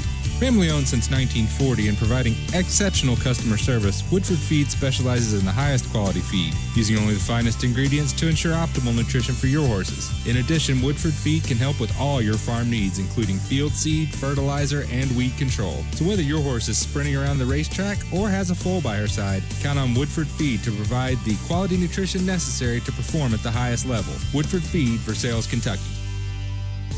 Small cell lung cancer can affect anyone, not only smokers. The good news is early lung cancer screenings can detect small cell lung cancer before it spreads, when the disease is most treatable. Join Stand Up to Cancer and Jazz Pharmaceuticals to raise awareness of small cell lung cancer and accelerate the pace of research. Ask your healthcare provider about screening options that might be right for you or a loved one. Visit standuptocancer.org/lung to learn more. The Department of Veterans Affairs is so innovative, it not only improves the lives of veterans, it transforms the lives of healthcare professionals who serve them with access to the latest technologies and remarkable benefits. Transform your future at vacareers.va.gov. Want to get the latest HRRN content directly on your computer or mobile device? Then subscribe to our podcast using the Podbean app or Apple Podcasts. Just go to hrrn.podbean.com on your computer and click follow, or download the Podbean app and search HRRN. You can also find us on Apple Podcasts and listen to our latest episodes anytime. Don't miss a thing. Subscribe to our podcasts today. You're listening to the Equine Forum on HRRN, presented by TwinSpires. Sunday Silence is now coming back at them on the outside. And here comes Sunday Silence back. And now it's his turn to go right on by Easy Goer. And here's the race we've been waiting for. Sunday Silence on the outside. Easy Goer at the rail, head and head coming to the 8th ball. Sunday Silence and Pat Valenzuela. Easy Goer and Pat Day head and head through the stretch. What a horse race this one is. Easy Goer and Sunday Silence going nose and nose in the Preakness. Sunday Silence, Easy Goer. Here's the finish. Sunday Silence wins it by a nose. Now, one of my very first Preakness memories, and one that I'll never forget. Sunday Silence, Easy Goer going head-to-head in the 1989 running of the Middle Jewel. Trevor Dedman had the call that year, and what a show those two put on. Welcome back to the Equine Forum. Just a few minutes left here to wrap up the program. I want to remind you that you can follow all the post-Kentucky Derby and Preakness-related news and stories. Plus, you can have the latest racing, breeding, sales, and industry news and analysis all at your fingertips with the Blood Horse Daily app for your phone, and it is updated throughout the day, or it's delivered daily in an email. Blood Horse Daily has the largest subscriber and user base of any thoroughbred industry electronic daily newsletter or app. Go to bloodhorse.com/daily to download the app or sign up now. All of that is completely free. That's bloodhorse.com/daily. Yeah, that little battle, and it wasn't even little, that tremendous battle between Easy Goer and Sunday Silence was fantastic. Dale weighing in with his favorite memory of Shackelford. You knew that was going to be at the top of the list for him. And, you know, Timmy talking about Rachel Alexandra beating Mind That Burden, how good she was. Would Rachel Alexandra have turned out to be a Triple Crown winner? Can you imagine that? She dominated the Kentucky Oaks the Friday before the Derby. And the way she handled Mind That Burden in the Preakness, I don't think the 1.25 miles was going to be an issue for her. Would she have gone on to win if she ran in the Derby? It's all hypothetical now, but let's say that she won the Derby. We know what happened in the Preakness. Would she have won the Triple Crown? It's interesting to think about all these years later. And the one question that I deleted, if you will, from Right or Wrong with Dale and Tim in that previous segment was, for the second consecutive year, we will see 3 different horses win the 3 Triple Crown races. Would that be right or wrong? And, of course, they both talked about in the previous segment why they thought Mage would or would not win the Preakness Stakes. So it was kind of a moot point when we got to right or wrong. But the reason I put that question in there was because I thought First Mission was a viable win candidate in the Preakness, and I think a lot of people were leaning that direction. I think if a horse was going to, quote-unquote, upset, and it wouldn't be that big of an upset, but if the Derby winner were not going to win, I think First Mission was going to be the horse to beat him. Now, with the defection of First Mission, boy, it makes the job so much easier for Mage. But they don't run the race on paper. He's got to deliver. Will he deliver at 7 o'clock Eastern? We're going to find out. Make sure you're dialed in to the Preakness Stakes on NBC. Going to be a lot of fun. All right, my thanks to all of our guests for making this show possible. Been a lot of fun looking back at the history of the Preakness Stakes, some of the greatest moments we've ever seen. My thanks to Scott Shapiro for this week's TwinSpires Triple Play, Kurt Becker for the Stroll Through Racing History, and Dale and Tim in that previous segment as well. And thanks to all of you for listening. Enjoy the Preakness Stakes. Have a wonderful weekend. I'll talk to you next week. For my producer, Lee Delapina, in our Lexington studio, for Chauncey handling our social media, I'm Mike Penna. Go Steelers.